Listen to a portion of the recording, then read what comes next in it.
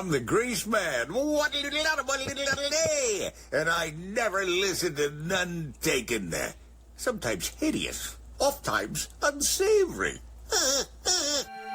The following program contains material that is just too cute. Viewer discretion is advised. Estelle. There it is. Estelle. There it is. You pulled it. Yeah. Yeah. What were we talking about just before we recorded? Oh, the little toot you made, or no? Oh, you were saying you had a you told me you had a corksicle, and I said that sounds like the cloaca. Yeah, but it's just a thermos. It's just a water bottle. Sounds like the thing that the duck has. You know. So, the cloaca. Adam Burke talks about the cloaca. Cloacas and cloacas are not the same thing, and also that neither of them are the corkscrew penis. Also, a lot of animals have cloacas, not just ducks. Like alligators, have cloacas too. Do alligators have corkscrew penises? No. Cloaca is just the pee pee poo poo in one. Right. Do you think anybody just joined the show from hearing us do the episode with Bob? And I just realized that. Yeah. All right. Yeah. All right.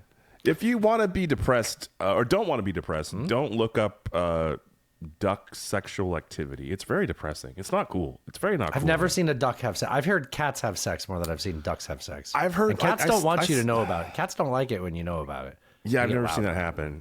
Yeah. But I think I've seen a documentary, something about ducks. I'm good. Look, I'm having a little bit of fun here. You're dragging us into the deep waters. You don't want to know. Okay? There's things you don't want to know. I had something, speaking of Bob, I was going to, if we had time, if the episode we did with Bob Seska, check out it's on our YouTube. Go to YouTube, Nuntaken. Go to nuntaken.horse. You can find our YouTube link and watch our interview with Bob Seska there. And it is, or listen to it if you have YouTube Premium. You just listen to it in your podcast, or join the Patreon. It's in the Patreon podcast feed. Do that preferably. Yes. Yeah, if you join the Patreon, you get access to a separate RSS feed, and you can just listen to it as a podcast there. I like to listen to podcasts. I don't like to watch podcasts. Anyways, I was gonna if that show didn't go well and we need to have extra content, I was going to play this there because what I'm going to play for you is apparently there's a name for it. It's called a mondegreen. Mondegreen. Do you know what a mondegreen is? I don't think I know what that is. That's when song lyrics are misheard. So I think it's like excuse me while I kiss this guy. Right. Yeah, Mima's song. Yeah. Things like that, right? The Family Guy one. It's the man. I don't know the Family Guy one. Okay. It's okay. So there's one that's been all over the internet lately for the last few weeks, and it's from a Bee Gees song, and I can't imagine what he's actually saying. Now I've looked it up for you, so I can resolve this, but I don't think that I even need to prime you. I'm going to let you hear it first and tell me what you think he says. Then I'm going to tell you the mondegreen of it. I think you already hear it. Tell me what you think he says. I'll pause it on each line, okay? Okay. So it's a Bee Gees song. What do you hear there? I got hair in the back. Okay. They say hair in my butt. Okay. But sure. Right? Okay. I'm going to play it again. I got hair in my butt.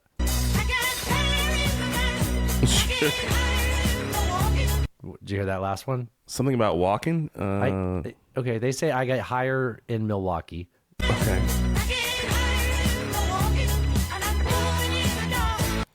And I'm falling in the dark? And they say pooping in the dark.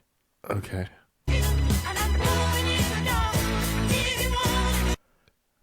In New Orleans. I think in New Orleans. They say in the morning. I got hair in my butt. I get higher in Milwaukee, and I'm pooping in the dark in the morning. One more time.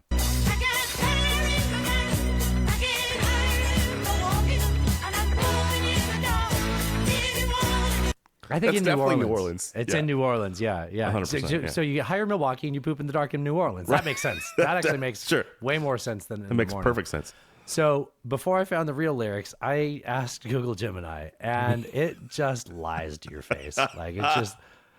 So it was like, oh yes, this is an actual common mishearing of famous lyrics. And it goes line by line telling us what he's actually saying. So what does Gemini think he's Gemini saying? said, well, I mean, first of all, what song is that from? Do you know? I have no idea. Yeah, it's not. So it's from, according to Google Gemini, it's from their most famous song, Staying Alive. That is definitely not from Staying Alive. Nope, it's not. So let's have fun with this. Okay. So Gemini says, I got hair in my butt is actually, I'm a woman's man. No, it's a ladies' man. Well, they say it's a woman's man. And also that's, that you can see how those sound the same. Sure. I hear my butt. Yeah. And then it thinks the next line is, little early birdie gave my anus curl a whirly. What?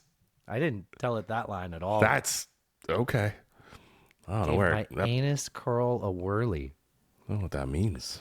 Music loud and women warm. I've been kicked around since I was born. So they're just going with the lyrics for Staying Alive now. And the New York Times is in my pants. Oh, I hate it when that happens. That is being misheard for the New York Times. I bet that's a really expensive subscription to get that. Yeah. All the news that's fit to print. Yeah, that's it. They say it's from. So here's the reality. It's from Night Fever. Okay. And the lyrics are, I got fire. Let's play this again, okay? Okay. I got fire in my mind. I get higher in my walking. And I'm glowing in the dark. Give you a warning. I got fire in my mind. Okay. Man. Right. You say okay, I say that's nobody talks like that. Only these Aussies pretending to not be Australian. That's these guys. I could hear it knowing what it's supposed to be. I don't at all with that. Really? I could hear that. I get higher in my mind. Okay. Now I get higher when I'm walking. It still sounds more like walking. No. And I'm glowing in the dark, give you a warning. I don't hear give you. I still hear it in New Orleans. I hear it. Yeah. Glow in the dark I could hear, but in New Orleans is still no. Yeah. That's where he's going. So I mean it's Andy fucking Gibbs, so he's like like I get that's I got fire in my mind, but that shouldn't sound like I got fire in my mind. No. It's like a cat singing, right? Yeah. Speaking of which, Pompey's been staying out overnight. He won't come in at night, and we're just like, well, close the door. And he comes in at like 6. He's like, fucking cat. Less sneezing in the house, I guess. Less sneezes in the house, yeah. And when he starts to get sneezy, I'm just like, nope, right outside. And he's like, oh, okay, yeah, let's go sneeze. It's been, honestly, he wants to fine. be an outdoor cat. I don't think he's going to live a long life that way, but this is the life. To be honest, he can it's the barely life he breathe. chose. He can barely breathe. Right? Like he can barely breathe. How long is he going to live anyways, right? Let him go enjoy it outside. Let him be who he wants to be. He is killing so many things out there. Wait till the winter comes. He'll be like, never mind, I don't want this. But he must, I mean, he's out there killing. We saw a little mole in the backyard this weekend. The dogs were like, the dogs are so funny when they find like a critter like that. They're like, they don't try to kill it. They're just like, they go up and sniff it. They want to play with it or kind of. Yeah. And I'm like, what are you guys doing? There's a little mole on his back, like going, It was so cute. Mm-hmm. Put him in a box and threw him out into the farm. This isn't what we're here for. I'm going to start the show. What do you say about that? Now, one thing we like to do on the show here is have a funny little vignette to play, or like a clip from a funny show, or something noteworthy from the week, something with a bit of a punchline to it. There isn't anything that I could have made up to better start the show than a real clip. Now, what I'm about to play for you is not a parody. This is not Saturday Night Live. Okay. This is C-SPAN coming back, like setting up a press conference that Donald Trump is about to have a press conference. Okay. And this is a real rejoiner from C-SPAN. This is not parody. Okay. I'm ready. President Trump spoke to reporters outside the Oval Office after having McDonald's delivered via the online food ordering service DoorDash. He then took questions from reporters on several topics, including the ongoing conflict with Iran and a recent Truth Social post depicting himself as Jesus, which he denies, saying he thought it depicted him as a doctor. Y'all let me in this damn house. Should we hit record? Yeah. Can't make this shit up. All right, you ready? I am ready. Are you recording? Yes. All right. Well, you want to start a show? Let's start a show. That podcast is filling your head with garbage. No offense taken there. Well, it sounds like none taken.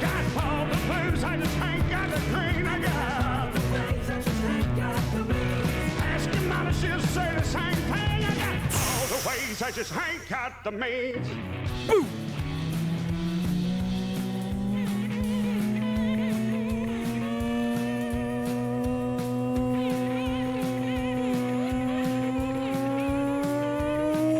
Welcome to episode number 562 of None Taken, free edition. The internet's only debate and current events show with two political nomads from two different worlds. Shout out to Reverend Peyton's Big Damn Band for the use of their song Ways and Means for intro music. Thank you all for joining us. At the time of this recording, it is Tuesday, April 14th, 2026. It's a great day for America.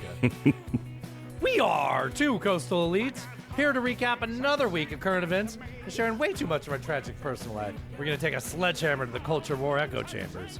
I'm coming to you from the shores of the mighty Cumberland in Madison, Tennessee. I'm your host, Cred. Right over there, 2,400 miles directly down northwest, my good friend, Alan, the nature boy, Gator Smith. Coming to you from... Did I miss the second part of come? I'm coming to you from mighty Cumberland. There, I knew I had to press it again. Anyways, he's coming to you from Morton, Washington, Timbertown, Morton, Washington. Please subscribe right now wherever you're listening to this. Best place to do that is over at nonetaken.horse, and which I will... let's go on a little nonetaken.horse adventure together. Let's trot, Alan. Let's trot. Let's trot on over to nonetaken.horse and see what they can find. So I'm not going to click on the Patreon anymore because when I do that, it opens up our side. But I do. Let's find out if there's something. Space Potato. Hey, wait, why is it not updated? Why does it still have Space Potato on there? I'll figure that out. That's for later. That's weird. That should update faster. Yeah, that should update faster. Maybe I need to go to Spotify and see if our Spotify is updating. Great. Well, anyways, Alan, I got to take you over to the merch store. That's what we're going to look at, okay? Okay. So if you head over to nonetaken.horse, you can join the Patreon. That's the very first link there. It's where you can get access to the video of what we're doing right now. We also do a hidden track. You can either listen to the hidden track by subscribing there because it creates a new RSS and just shows up in your podcast player. If you have questions about that, DM me. I can walk you through it. It's very easy.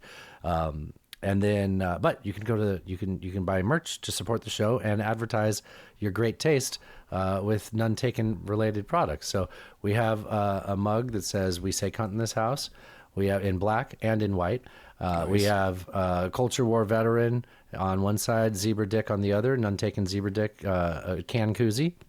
Nice. We have short and long sleeve Allen's Edging Service. So we have the debut of the long. Yeah, we have the long sleeve edition of that. I don't know why I don't see it. Okay. And the kimono, Alan. We have the kimono, the None Taken kimono. And that comes in black and white. The black, it comes in a black trim. I have one on order. And I have something for you here, Alan. If you see, we have Allen's Edging Service and the None Taken Zebra. What's that say? What's that say? Well, I have to zoom in now. Cum towel. We have cum towels. Or perhaps your golf Alan, ball. if you are you tired of using like your bath towel or your face towel to wipe up your cum post coitus, right? Or if you're a dirty masturbator and you don't want to waste any tissues on that, nothing is better than the Zebra Dick cum towel, or we have the Allen's Edging Service. If you failed at your edging and it has leaked all over, grab your Allen's Edging Service cum towel and wipe that right up. You're going to want to get more than one of these. You don't want to have that laying around, right? It's a good size, too. 11 by 18. It's going to take care of all your cum towel needs. Yes. Like, it's got you. And you throw it right in the wash. Absolutely. And you grab your other one, and then you get a rotation. You got to have at least a few in the rotation. You're going to have a couple in the rotation, yeah. These are high quality. I want people to know this. I actually thought about this. I didn't just get polyester, so it's like, it doesn't just like smear around, you know. I didn't get this microfiber bullshit where it's non-absorbent and it just like high quality smears Egyptian it all around. cotton. We got cotton. It's got looped cotton on it's got polyester on one side to have the logo, and then the other side actually has ring spun cotton loops to really get in there and pick it up. Thread you need some texture to pick it up. Yeah. This is nice. Yeah, I like this. Allen's this is great. Edging Service, yeah. And we got long sleeve shirts that say Allen's Edging Service, and we've got the classic logo, the sweater, and the T-shirt. Head on over and we also have mugs that say "We Say Cunt in This House," though. So we do have that. Yeah. Also. And I've got samples coming in from all of these. I got to figure out why it's not updating to show the long sleeve, though. I got to make sure that's on there. I spent time on this over the weekend. Well, why don't you talk? And I'm going to go look at that, okay? Head over to nonetakenpod.com or nonetaken.horse for all your none taken needs. you can get all the stuff there. Like Dustin said, first of all, join the Patreon. That's the most important thing. $3 a month, you get access to all the stuff. You can all join the it. content. I mean, you can pay us more. You can. Stop. Nobody's gonna stop you. No, But a lot of for people the- don't know this, but you could actually do. You could do that. For the low price of $3 per month. You do get full access at the $3. You get all the stuff, all the Yes. content, all the Yes. video, all Slang that, and all tech. the hidden tracks we do before every episode. Yeah. It's all there for you on the Patreon at nonetaken.horse. Also, don't forget, support the people that support us, and this will go directly into my personal life. Slickestdigital.com for all your SEO and marketing needs. Slickestdigital.com and JeffHancockPhotography.com for all your photography needs. So, we talked about it on the show last week, and I was going to put JeffHancockPhotography.com's link at the bottom of the None Taken Yeah, I page. saw that. I got an email that someone's trying to sign into the account. Right. And so I had a Saturday this weekend where like just nothing. I woke up and I was raring to go, and I was like, I'm going to do stuff. I was going to work on the website. I had some ideas. I'm so sorry. That sucks when it does that. I was going to try out some AI stuff, like see what I could do with AI that's different, because when I built this website, AI wasn't as good as it is now. I built this website. So I was like, maybe I can do some stuff. I don't know. Yeah. Go try to log in. Couldn't log in. Then I got the password, logged in, and GoDaddy says like I don't have a page I can edit. So I don't know. I still don't know. I'm still baffled. You said I got a thing today that said you were that. I changed the password, but when I log into the site, normally I go to edit the page. There's nothing there. So I don't know. We have to email their support and try and I think that's, I don't know. Is that a me thing? Well, actually I have access to the email, so I think I can do it. Okay. Which the long sleeve is now, for some reason, it was selected as hidden. Like I never chose to have it hidden. I don't understand this. And that's weird that didn't update the most recent episode, because that should just auto update too. But we got the engraved rocks glass too. I got one of those on order. Nice. I ordered a big sample, and I was behind on getting Bobby his long sleeve. So okay. So sorry, Jeff. I know he sent me. He emailed me or messaged me, and he's like, "Dude, can you just put this one his like Linktree?" And I was like, "Yeah, dude, absolutely." And Saturday I was planning to do that, and I couldn't figure out how to get in. So, and then also, dude, I was going to do a bunch of school stuff on Saturday, and my credentials weren't working over there either. I'm like, "What the fuck is happening?" So, it's in progress. I've been talking. That sucks. About I hate it when you have the motivation and then right. Yeah. Is that all your personal life notes? Because I'm still just working real quick, on getting this stuff posted. Yeah, just real quick. So instead of that, I hung out in the greenhouse, did some stuff over there, hung out with my dog. Now, last time you talked about the greenhouse, you were doing something of questionable legality. Oh, it's legal here. Oh, okay. How's that going? You know what? Not as well as I would like. Everything else is growing really well, but that's not. So I think it might have gotten too hot, actually. So I'm considering relocating it. I don't know. I'll see. It's still alive. It's not. I see no reason for there to be a problem with that being loaded. So I don't know. Okay. I also grilled up some carne asada, which was fantastic. Had a love carne bonfire. asada. Had Adam come over and we played Liar's Dice. It was a nice little. I haven't played Saturday Liar's evening. Dice. I feel like the last time I played Liar's Dice was with you. That's a Probably. bar game. Yeah, it is. Yeah. Okay. Yeah, Adam had never played. I was surprised because he was a dive bar guy, and I was like, "You didn't play Liar's Dice?" Yeah. Yeah. So we did that. It was a great little Saturday, and then Pretty good just little chilling. Saturday. Pretty good little Saturday. I did some yard work too. Yeah, Hole in One is right there. The Peter Principle, Space Potato. Yeah, they're all there. They're in Spotify. So it's just being a C word, Alan. Wait, we say cunt. Sorry. You say cunt in this house. We say cunt in this house. We say cunt in this podcast. I had a pretty good little Saturday. I had a good little weekend, dude. Actually, I had a good week. My great week started early. We had our friend Missy Dawn had a show at D's, so we went to D's. She was on at like 6:30. So we got to watch that early, and then Natasha's friend was doing a burlesque show at 8. So her friend was over early. We left and then went down to watch the burlesque show. The burlesque show was great.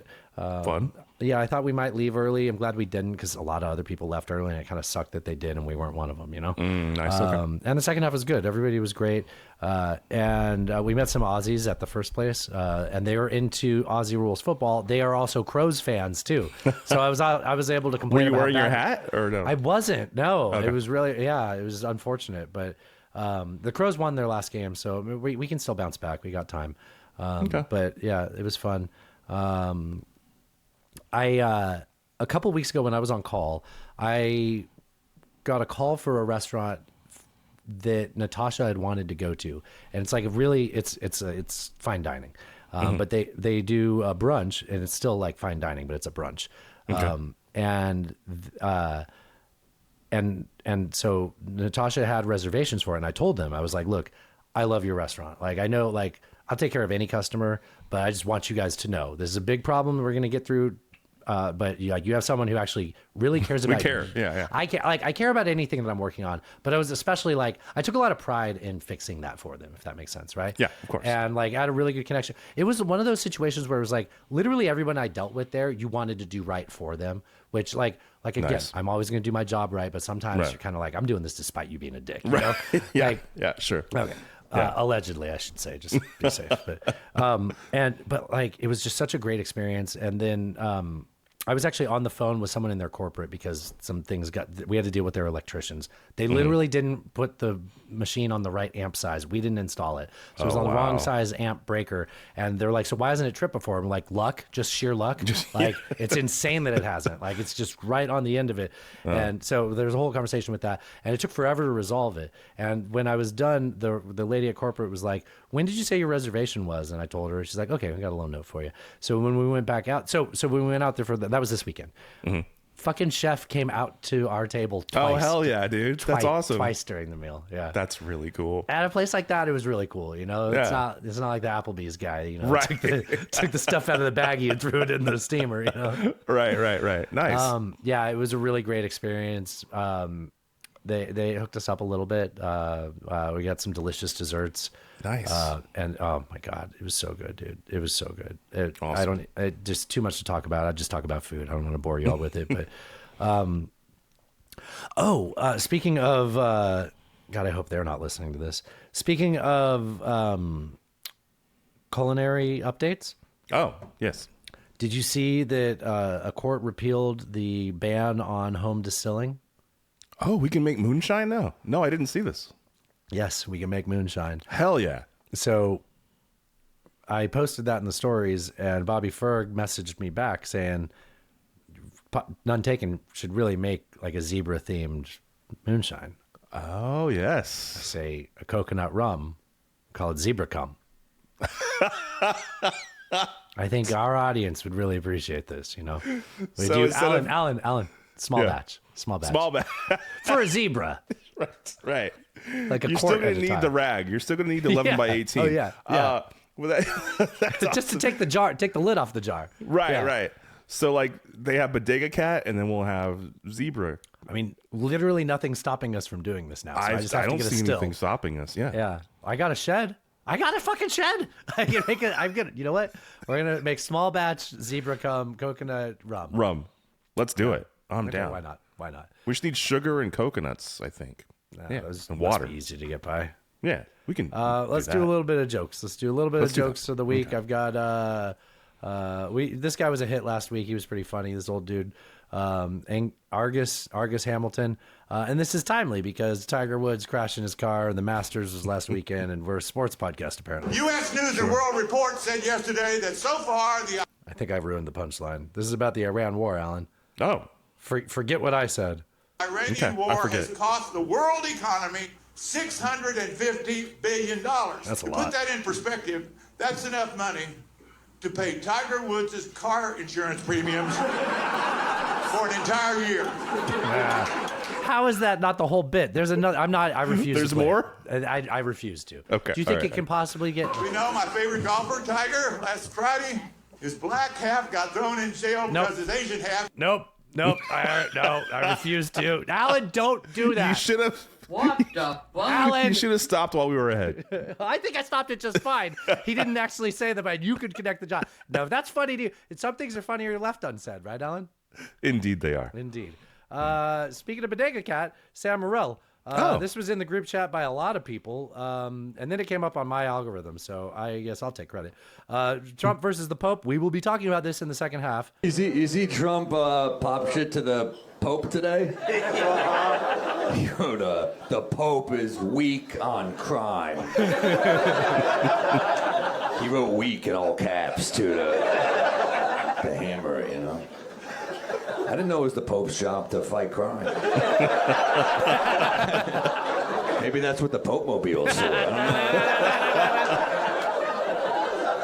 don't know. You know that Trump asked his team, like, can we bomb the Pope?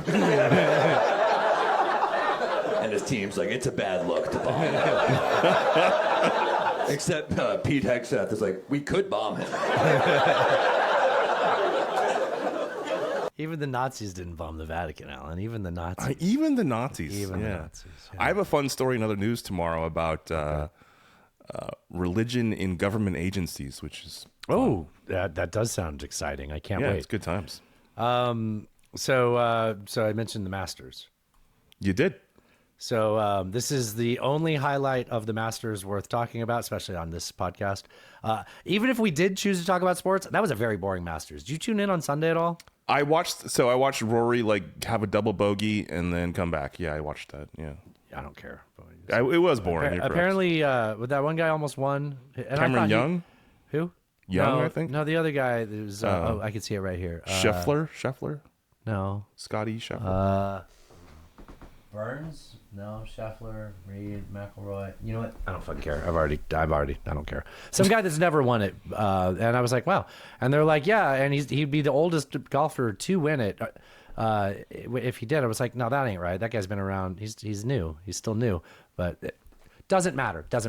It was a boring end. It was a boring day. But here's the deal. Golf, the Masters is lovely to take a nap to. It is. It's got which the I bird sounds did. I did fall asleep to. I recommend putting it on and just being around the house and having the bird sounds. Yeah, no, it's nice that they pipe in because nothing lives on that course. We talked about this because the pesticides.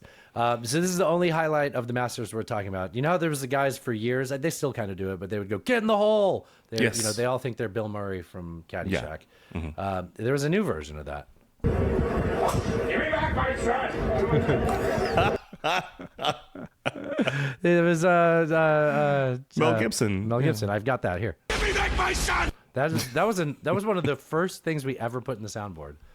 That's pretty great. I thought "Get in the Hole" was from the Happy Gilmore movie. No, it's when he's hitting the flowers. At the clubhouse. He's like, "Get in the hole." I think. Yeah, but he's getting the hole. I hear it with that. I'm fine being wrong with it, but I don't think it's from Adam Sandler. No. Okay. All right. No. You're thinking that's your home. Why don't you go home? Yeah. That's right. Just one more time. Okay. Give me back my son! Give me back my son! They escorted him off. That sucks. They don't like golf. Doesn't like fun. Yeah, but I mean, sometimes getting escorted off is probably the most fun you can have. You know, that's a good time. Yeah, it's a good time. Just hit the bar afterwards. You know. I've got. We're in. How about that? We used to play that button when we would do this segment of the show, and then I'd just forget. I have another. How about that for you, Alan? This is a fun fact about oil futures that Joey Rue shared in the group chat. I didn't know this. So, if you try to short something, you are the owner of that. You're the holder of it. Yeah, you're borrowing it essentially. Yeah, but then if nobody buys it, you're stuck with it, right? Right. Okay. That's true with commodities. You own the commodity. Here. If you're all of a sudden an oil baron trading oil futures, remember, if you somehow get closed out an oil contract that expires, you have to literally buy the oil barrels. You have to buy it. Literally, that's how they work. A lot of people don't understand this, but it's crazy to even think about. You literally get assigned the barrels of oil. You have to pick it up. This isn't me. I saw this on Instagram, but I think it's a good PSA because a lot of people come into the trading space just like, oh yeah, I just click some buttons and trade stuff. Same idea with options. You get assigned the shares. A lot of people don't even understand that. Know the asset that you're trading. This is a very important reminder. Know what you're trading, because if you don't, you might get assigned 2,000 barrels of oil that you need to pick up in Oklahoma. Boomer sooner, buddy. Boomer sooner, buddy. What if it was hogs or corn? Yeah, I guess so. Truckloads. Orange juice futures from trading places. Yeah. Jeff said, this was a whole thing in the group chat. Jeff was like, yeah, remember during the pandemic when oil was negative $20? Yeah. He's like, yeah, I didn't buy them during that time period because, it might not work out, and then I'd be I stuck think with. you might be able to buy milk at negative prices in the UK currently. Yes, yeah, and they're just pouring the milk down the drain, which is sad. Yeah, it sucks. Yeah, you think you feed it to the cows? They like milk, right? That's why they make the milk. Or the kittens or something. Oh yeah, what about the kittens, Alan? What about the kittens? Nobody thinks about the kittens. Nobody thinks about the kittens. Yeah. All right, well, we are into the potatoes of the show. No, that was the potatoes. This is the meat. Isn't that something? That's what this is. Isn't that something? Meat. It's so obvious. People send in clips and they're like, I think this is good for you, or isn't that something, or how about that? I don't know which one's which. I'm like, what? How about that? How about that? Is like, yeah, how about that? You know, it's a little, and isn't that something? that's like, wow, that's really it's getting something. Heavier. You know, heavier. I think it couldn't be more obvious. It's very frustrating. That, how about that is what you say when like you're trying to get out of a conversation, right? Right. Like, how about that, man? That's crazy, man. Isn't that something? Is like, oh shit. Isn't that something? And you also want to get. And you also want to get. You also want to leave. Yeah. This is the New York Times. Okay, so we talked about this last week. We're talking about Iran, right? Yes. So we talked about this last week, either in the Hidden Track or on the Friday show. I don't recall. But it was in between episodes where all the news came out from the New York Times about, it was what, Swan? Sort of the lead up to the invasion. Maggie Haberman and Jonathan Swan. Yes, yeah. Had done a ton of reporting about how, like, in the month or the few weeks leading up to the U.S. and Israeli attack on Iran, that Israel was, and Bibi Netanyahu was presenting Trump with how it's going to go and how easy it's going to be, and now times is right to do it. And I made a point in the last show of saying this doesn't mean Trump didn't have any agency. Trump was like, I like it, let's do it. But he said, "Sounds good to me." I think that's the phrase. Yes. Yes. So let's play, rather than us recapping that, I want to play. This was what the New York Times did to distill it down and put it out into social media. I think it fits this form of the podcast. By all means, go read more about this if you haven't, though. I love all of these details, and I bet we've forgotten some of these. So let's see what they wanted to share, and then we'll comment on it. Okay. Okay. Team. Donald Trump was the most hawkish when it came to Iran.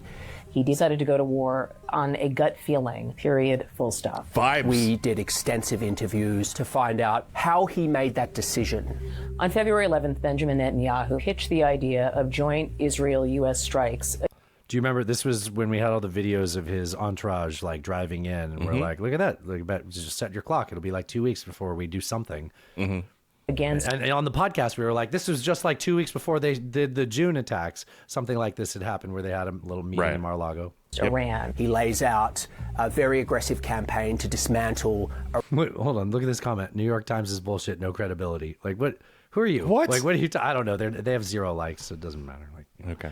Just a men of bot culture. Yeah. Iran's weapons systems. And then he also lays out some scenarios for regime change. President Trump listened to this and he said, sounds good to me. But what happened next was actually, in some ways, more interesting. Overnight, U.S. intelligence analysts very quickly went to work. The head of the CIA uses one word to describe the assessment of Netanyahu's regime change scenarios. Farcical. Within the next few Who appointed the head of the CIA? weeks, there were a number of discussions about what might come next.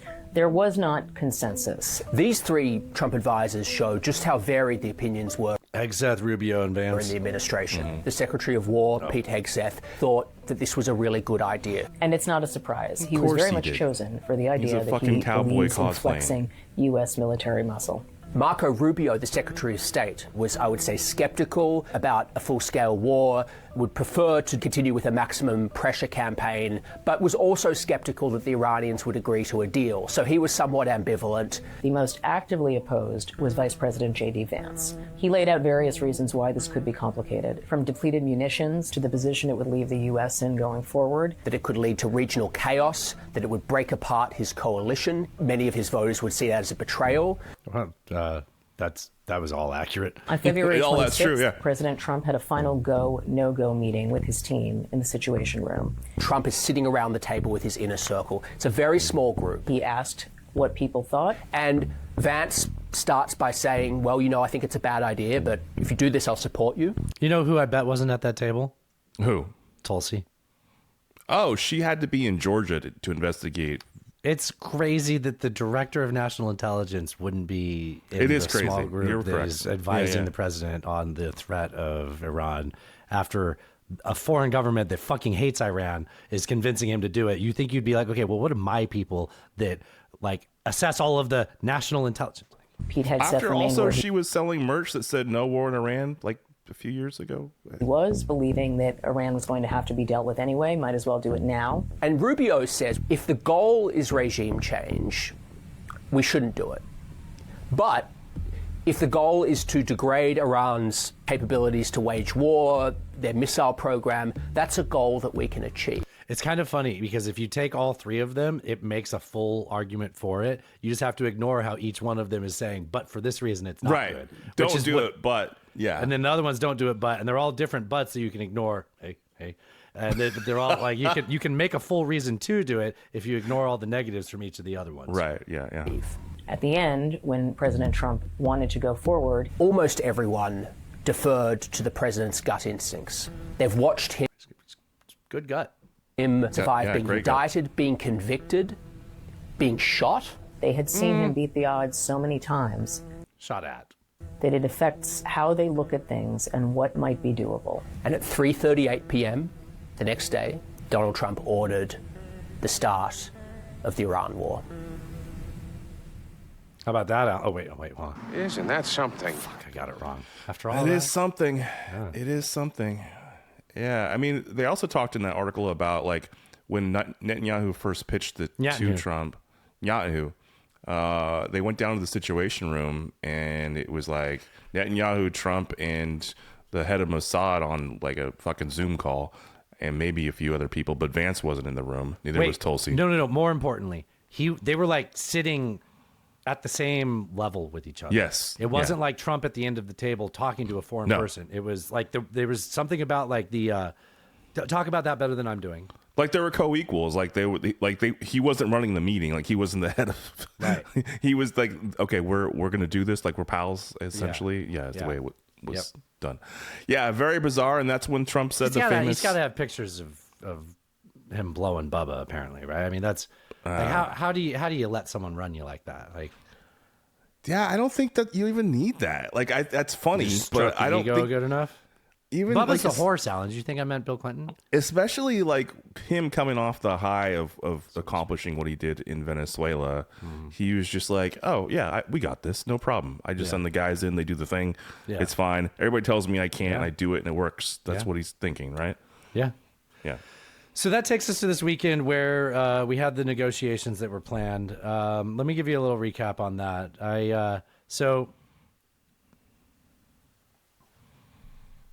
I mean, spoiler alert, it didn't go well, and I think you know that by now. Yeah, I don't think that's as much of a spoiler. So Trump sent the 2-year senator from Ohio, along with, which is what, 1/3 of a term? Trump sent the 2-year senator from Ohio, along with his son-in-law and his real estate buddy, on a weekend trip, right? Mm-hmm. Yeah. And they couldn't secure the deal that took the constitutional law professor with the Secretary of State 2.5 years to accomplish. Yes. You know, it really sounded like a dream team when you see it on paper, but it turns out that 2-year senator, son-in-law, and real estate buddy, not your master negotiators. It's almost like they were setting him up to fail. Like, I understand, and this part really actually pisses me off. I understand that you got to play hardball with these guys in Iran. Like, and I get that. That's actually one of the things that John Kerry talked about when they accomplished the JCPOA. The JCPOA, And sometimes you got to get up and walk away. It doesn't mean we set up this meeting in Pakistan and we're going to all fly home because we did 21. You said, I'm sorry, you spent 21 hours in a marathon meeting and you're like, that sounds like a long time. It does. That sounds like a day. Maybe you go home and you take a long sleep, 10 hours, get good refresh, and get the fuck back in there. Like, oh, we did a 21-hour marathon is not enough for me to say, well, you really tried hard. Like, we're talking about avoiding World War III on something that your boss fucking started. You obviously don't give a shit about resolving this if you think that a day's worth of negotiating is enough to just like, well, I don't know, I'm eepy. Man, I had a big lunch. You know, I can't really keep talking or I'm going to fall asleep. Yeah, I mean, I'm sure the catering was fine. It was good, I'm sure.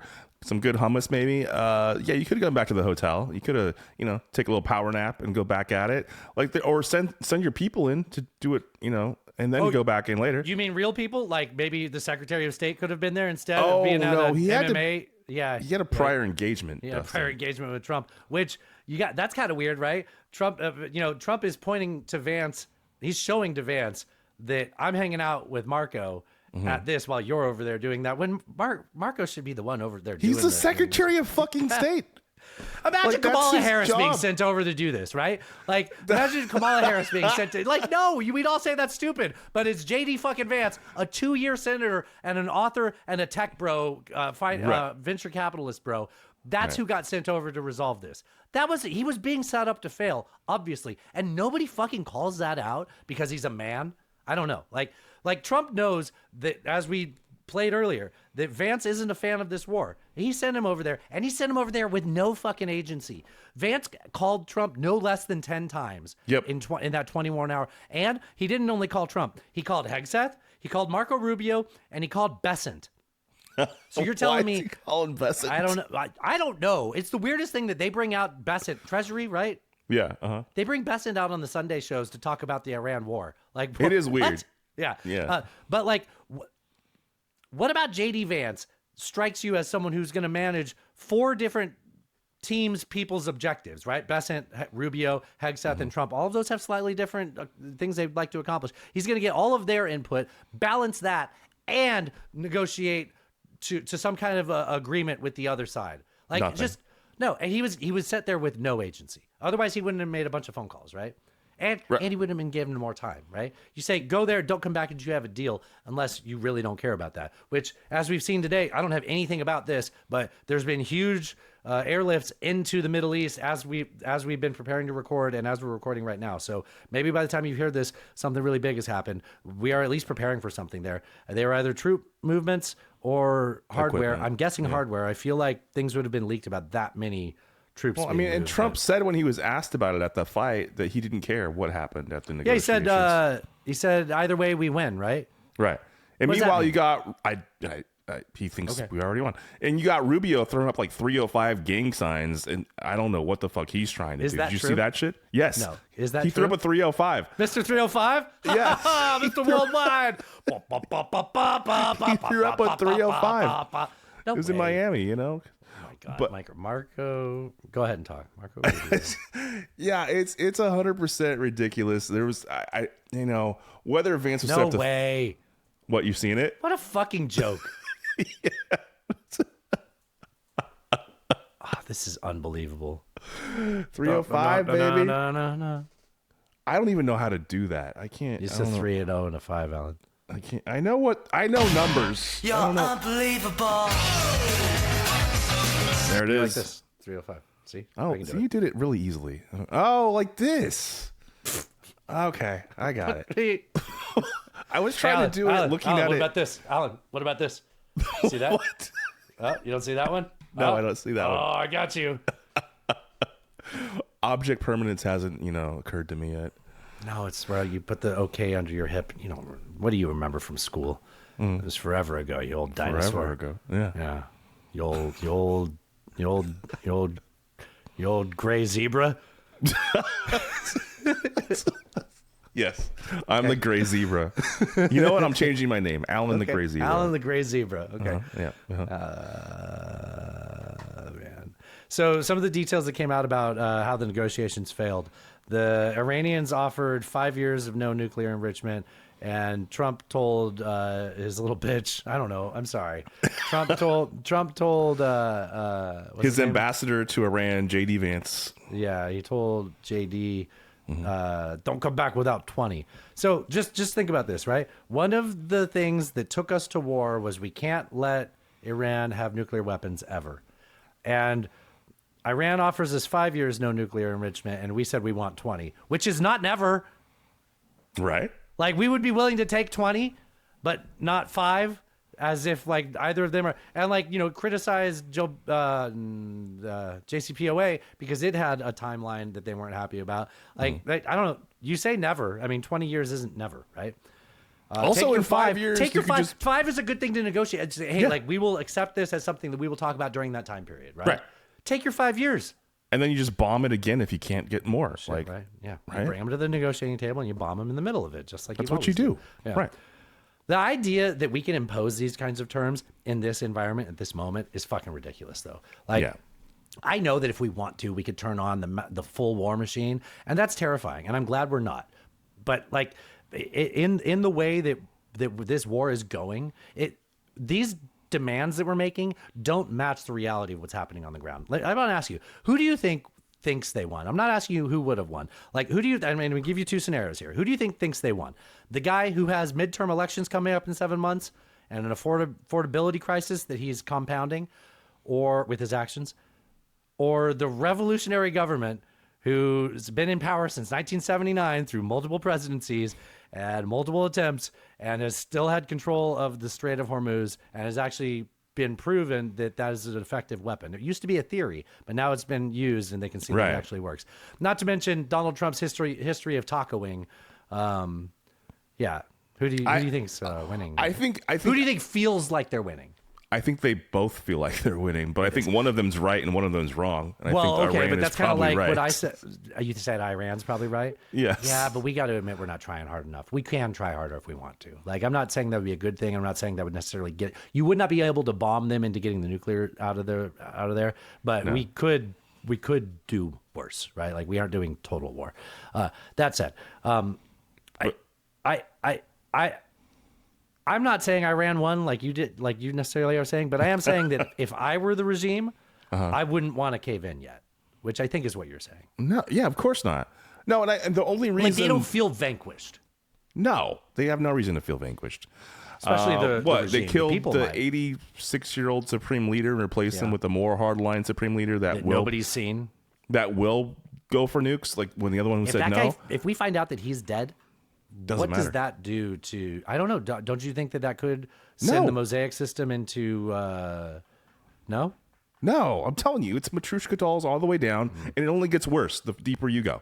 No, it doesn't matter. If he's dead, the next guy behind him is even more hardline and has even more incentives to not agree and not make a deal.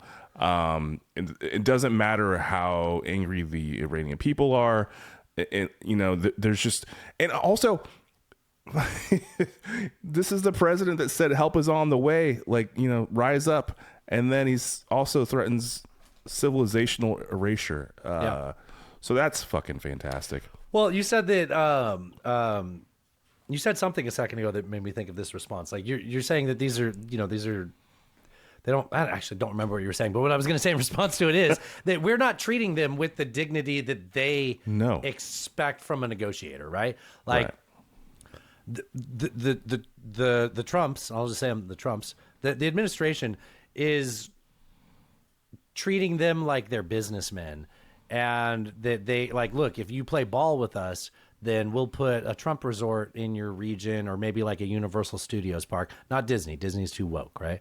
They're not going to put a Disneyland, but they'll do we'll put like a T-Rex park in there, right? Right. Like, but they've been nothing but disrespected from the U.S. in the past, and even now, right? Like we're not talking about them in any way that treats them like an adversary, that we have at least like the respect of an opponent that hasn't conceded yet, right? Like there's a difference between liking and respecting, right? You get what I mean when I say respect, right? Yeah, I mean, we're not even treating them like they're a country of 93 million people. It's...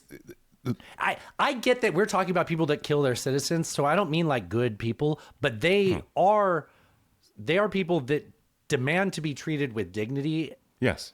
They demand to be respected, and we're negotiating with them like, if we can just get you into a deal that's going to be right for you, we can get you in the right used car. And that's not how you negotiate with these people. No. Is what I'm trying to say, right? Right, which is, as you talked about previously, why JCPOA took so long. And these are very high-level negotiations. And you're sending J.D. Vance, from the two-year senator from Ohio. He ain't exactly John Kerry. Yeah, which is a weird thing to say, right? Yeah. Right. And then that failed, so they announced the blockade. So can you summarize what's going on with the blockade as best you can up to this moment? Yeah. Like what the attempts are of it, because I have a lot to say about it. I'm just like, what's the idea of the blockade? All right, so 7 weeks ago, the Strait of Hormuz was completely freely open, and then Trump started a 4 to 6 military special operation there. 4 to 6 week? Yeah, military operation there that's now 7 weeks in. And here we are. All right, so Iran was like, okay, we're closing down the Strait of Hormuz, which every war game in the last, like, I don't know, 3, 4, 5 decades has said that's what they would do, and it would be catastrophic, and that's why nobody attempted to do this previously. And then it literally went textbook in that regard. Yes, they said they did that. And so now Trump's like, hold my beer. You can't close the strait. I'm going to close the strait. Yeah. And then you can't kick me out. I kick myself out. Right. I wouldn't want to be here anyways. Yeah. You can't fire me. I quit. So then they're like, oh, well, blockading the whole thing is going to be hard. So we'll just blockade Iran's ports. We'll just close that off. So the idea is they're going to blockade Iran's ports and prevent Iranian transit things. People who are working with Iran, right? Yeah, and also any sort of tolls that Iran might charge for people to pass through the strait. Well, they only collect those tolls if they go through those coastal waterways. Right. And you're saying that we're going to prevent the coastal waterways and the Yes. ports. Okay. So, and the response to that was Iran saying, someday Americans are going to be nostalgic for $4 to $5 gas. Can I make the case that the president should be making to the American public for the blockade? Remember when I was like, hey, they're not even making the right case about Cuba. They're not even making the right case about Venezuela. Like, there's this case to make to the public, and they just don't even try. They don't feel like they need to try. That's the thing that pisses me off, is we do not make these people feel like they need to convince us anymore. They don't even lie to us good anymore. Yeah, So, that's a good point. Here's what the president should be saying. Look, we've seen a lot of other options to do this. One of the things on the table is to invade Karg Island and hold Karg Island. Invading it's its own process. Holding it is another. There could be loss of life. It could be very costly and expensive. This is going to be easier, less costly, potentially less dangerous than trying to take Karg Island or actually patrol the strait itself. And it's easier also than just escorting individual ships through the strait, right? Right. You don't even have to go into the strait. All you have to do is sit out in the Gulf of Oman and monitor the transit through the strait. And if they go through the shallows or the side, the Iranian coastal side, the Iranian coastal ones, which is where Iran is setting up that toll, then you intercept with those ships. Once you're in the coast of Oman, you're outside of Iran's small boat range. They're what we believe their missile defense range is going to be. They would be attacking our boats if we actually go in and try to do that.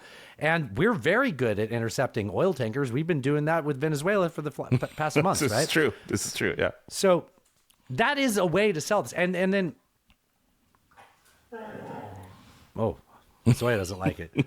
So I've heard think tank type people talking about this and saying that if we do that, if we do what he's talking about doing right now, that it's the purpose of doing that is to incentivize. I have this quote because I heard a guy say this: to incentivize Iran to behave rationally and to incentivize other actors like China to put pressure on Iran. Alan, I want to ask you, I wrote this down for a reason. What do you think about the word incentivize in this context? I think it's not going to work, but so he's trying to say that you're going to make Iran make rational decisions because you're doing the thing that they were already doing. That's perfect. No, but we're going to do it for you. We're going to make sure. So Iran was still like, look, okay, because here's the deal. Iran, while they are not letting anyone go through there, they were sending their own ships out. They were making their allies whole. They were getting oil out to China. And now we're basically saying, okay, if we can't get anything out, then nothing's going out, right? And the idea is we got a race here, right? Iran thinks they can choke off the global economy. Can we choke off Iran first? You know what? The MMA fight seems perfect now, actually. That makes choking people out seems perfect. This is what that guy who said that. So the person who said that the incentive thing that I was talking about, his name is Richard Haas. You might recognize that name. He's at the Council of Foreign Relations. He's been, doing negotiating work and working in those. I know the name. The CFR for a long time. I get irritated with CFR people. They're a little too. They remind me too much of the people that talked us into Iraq. Like they sound very rational. Like you hear it, and you're like, oh, that actually makes sense. And then you just stop for a second. You're like, you guys are fucking evil. Hold on.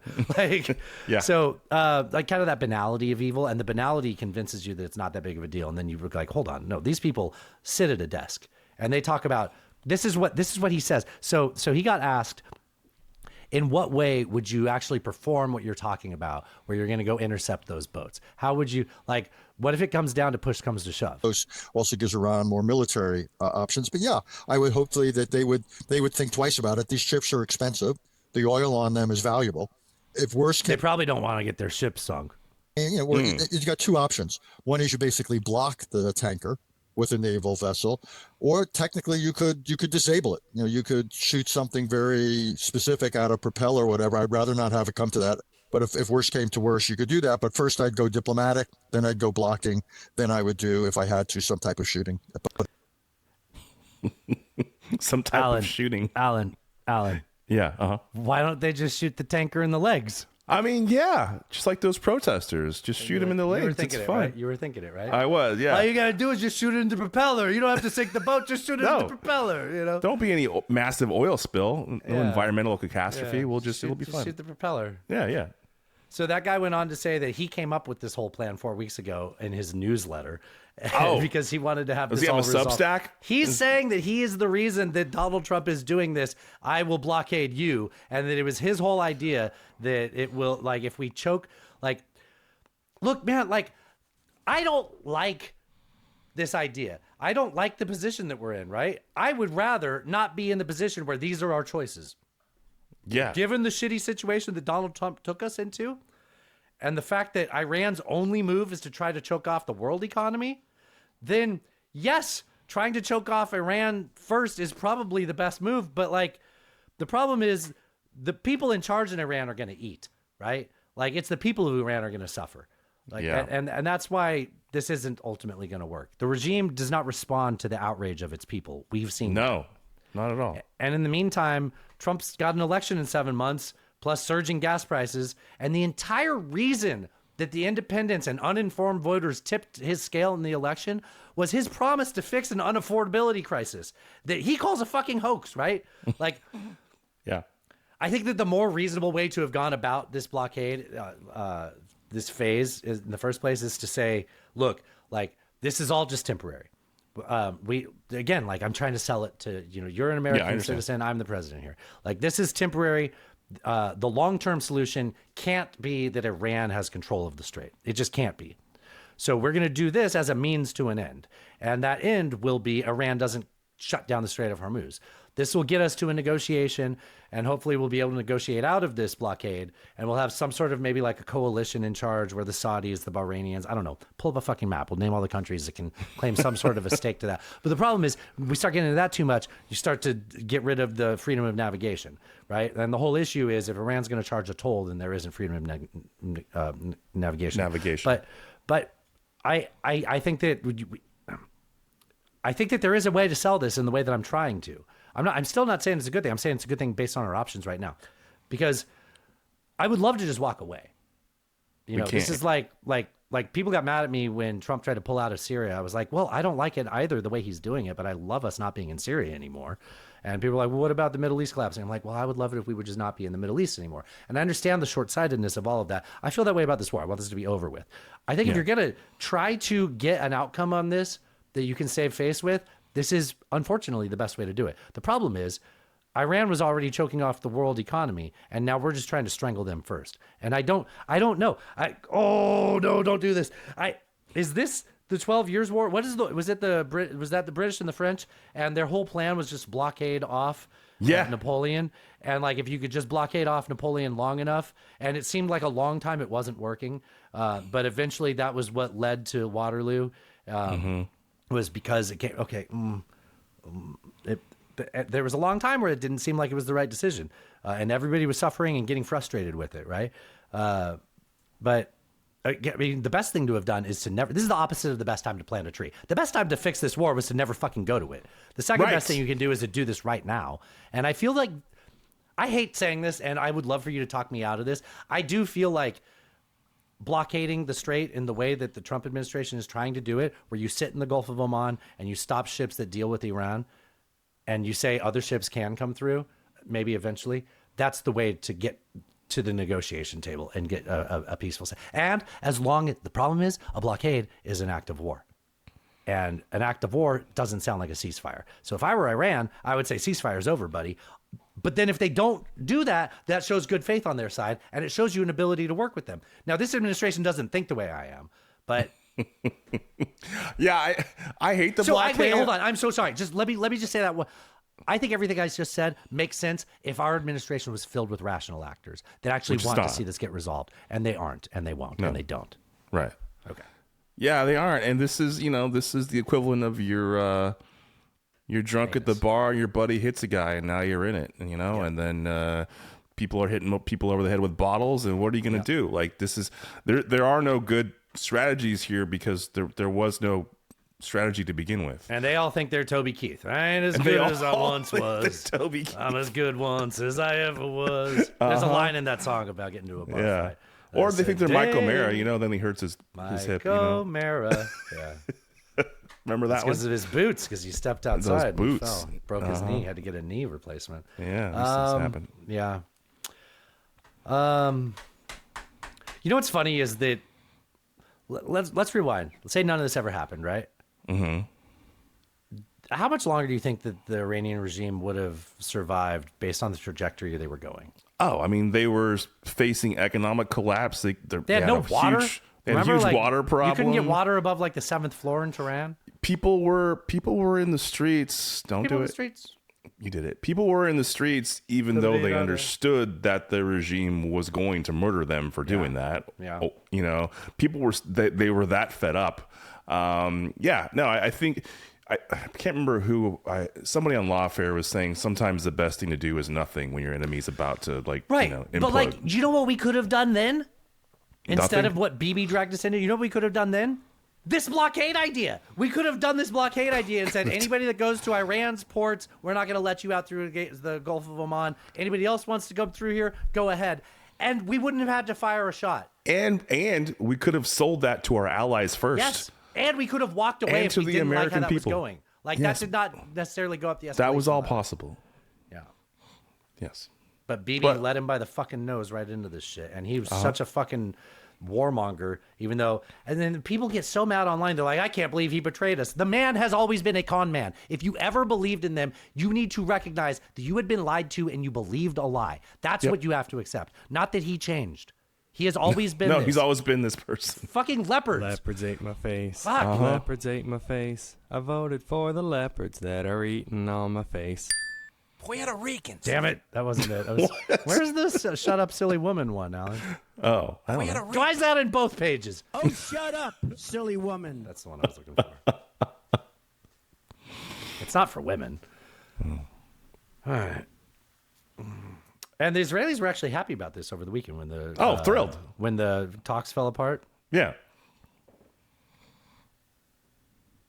And now he's just happy to be able to continue to, as long as we are at war with Iran. No, let me say this right. Okay, I want to say something about Lebanon, but I feel like I'm going to say it wrong. I feel like I've been talking a lot. So I feel like the conditions, part of Iran's conditions is that Israel's supposed to. Part of what Trump said was a good framework that he could work with last week before we did the show, included Israel was going to stop in Lebanon.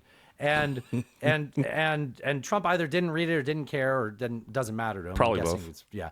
And Israel's like, oh, well, we didn't sign that. Trump signed that. And then J.D. Vance, because Trump won't say it, J.D. Vance is like, they said they're going to check themselves before they wreck themselves. So I think it's going to be okay.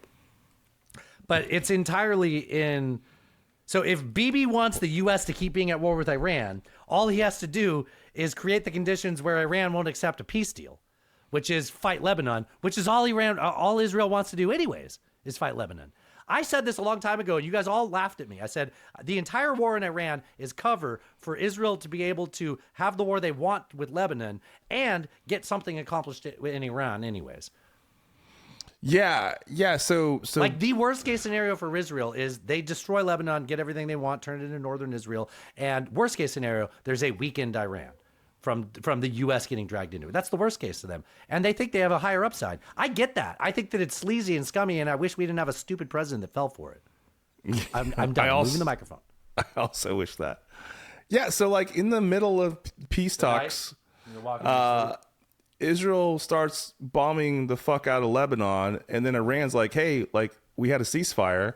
And Israel's like, well, no, we had a ceasefire with you. Yeah. This is, and they're like, no, but you're bombing our allies in Lebanon. And then Israel's like, no, you mean North Israel? No, we're building a parking lot. We're we're renovating. And then Iran's like, no, there's people that live there. Well, and Israel was like, well, they probably should rethink that because we're building a parking lot.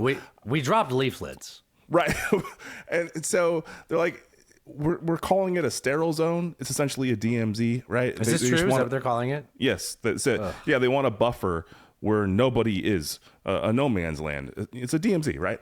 And that's so really because Hezbollah controls that area, is more popular in that area. And they can reach Israel more easily with like RPGs and stuff. Yeah. And so because of all of that, Israel's like, we're not going to stop doing this. We have a project. We sent it to the commission. It's done. We're good. And so Iran said, fuck that. We're not doing these peace talks anymore. And that's essentially... And as long as Israel does that, we don't get our peace talks. And so it's really easy, which is they're the ones that wanted this war in the first place. Right. So all but they have to do is keep creating a situation where we can't settle this. But Trump... Daddy is supposed to be able to have Netanyahu in his pocket because the only reason Israel can do any of this shit is because we support them. And if we stopped, they wouldn't be able to do it. But Trump isn't willing to do that. And I honestly don't know why. Because Trump should have been able to get on the phone and tell Netanyahu to just fucking knock that shit off. We're having peace talks and we're trying to resolve this. But he didn't do that. I have an idea. Do tell. Are you still talking about Jeffrey Epstein? Oh, that could be that. So when Trump was asked about the conditions of the blockade, he was asked directly. This is not edited. Okay. It's question, answer in 20 seconds. There's no gap in between. Okay. The question is your expectation that other countries will assist in the efforts to blockade Iran? That is answered. As soon as that's done, he gets which countries, and Trump get, okay. Is it your anticipation, Mr. President, that other countries will assist in this effort to blockade Iran and those? Yeah, other countries are going to also. Which countries, sir? We don't need other countries for. Which countries? We don't need other countries. That was 11 seconds. That was 11 seconds total. That's fantastic. And scene. Yeah. Oh, button. Isn't that something? That is something. Why even have these buttons if you're not going to do them, right? Did you see anything today? They were saying that there was a Chinese ship that was going through the strait. Did anybody stop it? Did you hear anything about it? It's okay. We can talk about it in the next show. I didn't hear anything. Seems like they let it go or it stopped. I think they let it through, as far as I know. Yeah. How about that? It was false flag, they said. Atlanta was it. Y'all let me in. Didn't hear that. Oh, wrong button. I know, Alan. I don't have it. I don't know where it is. I lost that one. That was one of our Atlanta best didn't buttons. never burn. Atlanta was a false flag operation. Abraham Lincoln was a crisis actor. There we go. Look at us. Yeah. Trump said that on Sunday, 34 ships went through, just trying to like brag about how well things were going. If you look at the trackers, there was 4 ships that through, so he was really close. Also, that used to be like 150 to 200. That would. He was only off by 30 though, Alan. That's a pretty good. Yeah. Pretty good. Pretty good. Let's see. I got some miscellaneous things that I didn't want to get out of this subject without talking about. I have a list of how no matter what we've lost. Oh, I think I said that. Well, I should have said that then. I didn't have a note there. Is that okay? All right. Do tell. So see if you agree with any of these. So first of all, prior to all of this, there was like nothing changed in Iran. Like there wasn't a change that was like, okay, we need to go in there now. Right? No. So there was no like. Well, except they were 11 days from a bomb, right? Also, Trump had vibes. He had bad vibes, Dustin. Right. There were but vibes. There wasn't like, holy shit, something happened. There was no intelligence that said anything. Yeah. And like I'd said earlier, Iran was on the verge of economic collapse if they were just left alone.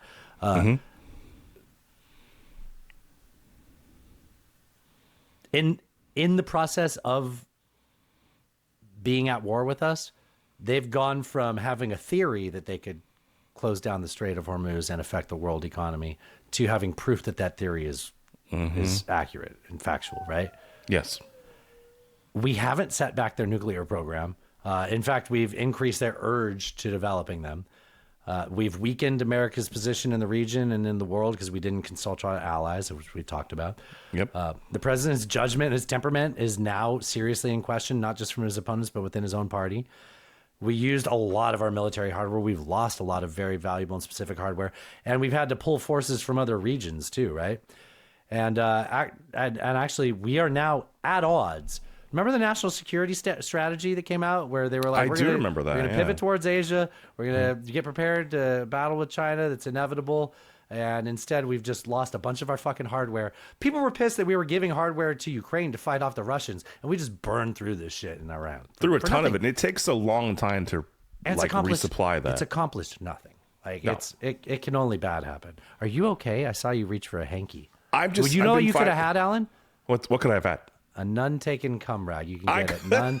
You can get it at nonetaken.horse. Go to the merch store. You can get one that either is a zebra with a big old dick or Alan's edging service with the hell yeah. 14 by 11. That'll wipe a face. That will.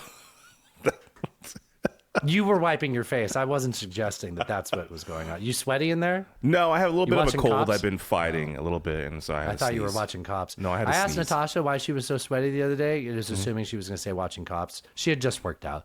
Not that my wife walks around sweaty. She loves that. Before I could even say watching Cops, she goes, I was playing drums. I'm like, dude, you're so funny. Because that's the joke from the movie. I got a real funny one. That was supposed to be a compliment, baby. Don't hurt me. It's okay if you hurt me. Her uncle listens. God damn it. It's footy seasons. They probably got road trips. God damn it. Alan.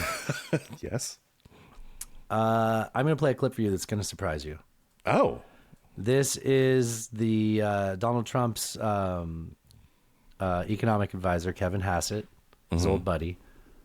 Why do I feel like he was one of the people that was suggested to maybe be the Fed chair? That can't be right? No, the new guy, though, has like $100 million he has to divest. That's fun. Yeah. Look, I mean, they tend to be well off, so I'm not that shocked by that. But I'm also not going to hold my breath that he's going to do it effectively, right? Oh, I'll put my son in charge, just like Trump or, what is it, Cumrag? What's his name? Nutlick. Nutlick. Yeah. I got Cumrag on the brain, Alan. Yeah, sure. I understand. Yeah. So you're not going to believe this, but Kevin Hassett, if I told you that he's about to say, like, I'm going to paraphrase this and you're going to hear it, you'd be like, no, that's what he said. You might be paying a lot at the pump, but the people at the oil companies are really benefiting. Yeah. Especially Russia. Russia's having a great time. You can believe he would say that, though? I can. While it's very frustrating to go to the pump and see what the price of gasoline looks like, that the benefit for oil producers and workers in those industries is significant enough that the GDP effect in the U.S. is much smaller.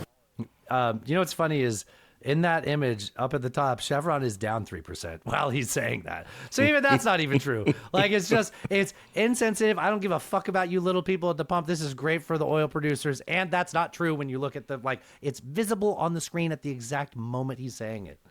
Yeah, it's terrible for them. It's really good for Russia, though, because they get to sell their oil. Of course it's terrible for them. When it's bad for the, yeah, we can sell more. Even if it is good for them, it's still bad because there's less in the market, right? And it's causing prices to go up. So it's bad for Americans. Just because we make more here doesn't mean that what we sell doesn't cost more when we sell it to ourselves. Fuck. That's the fucking price. Cussing too much, Al. Cussing too much. You know what I forgot to talk about? You know, out of all of this stuff, somehow the distraction worked, but I'm not sure what it was supposed to be a distraction from. We didn't even get to Melania Trump coming out of nowhere and being like, oh, by the way, I never fucked Jeffrey Epstein or whatever. Yeah, that was weird. That was really weird. We kind of talked, well, not that, but we talked a little bit about that on the hidden track, but not that exactly. Dude, that was weird. That was very strange. What do you make of that?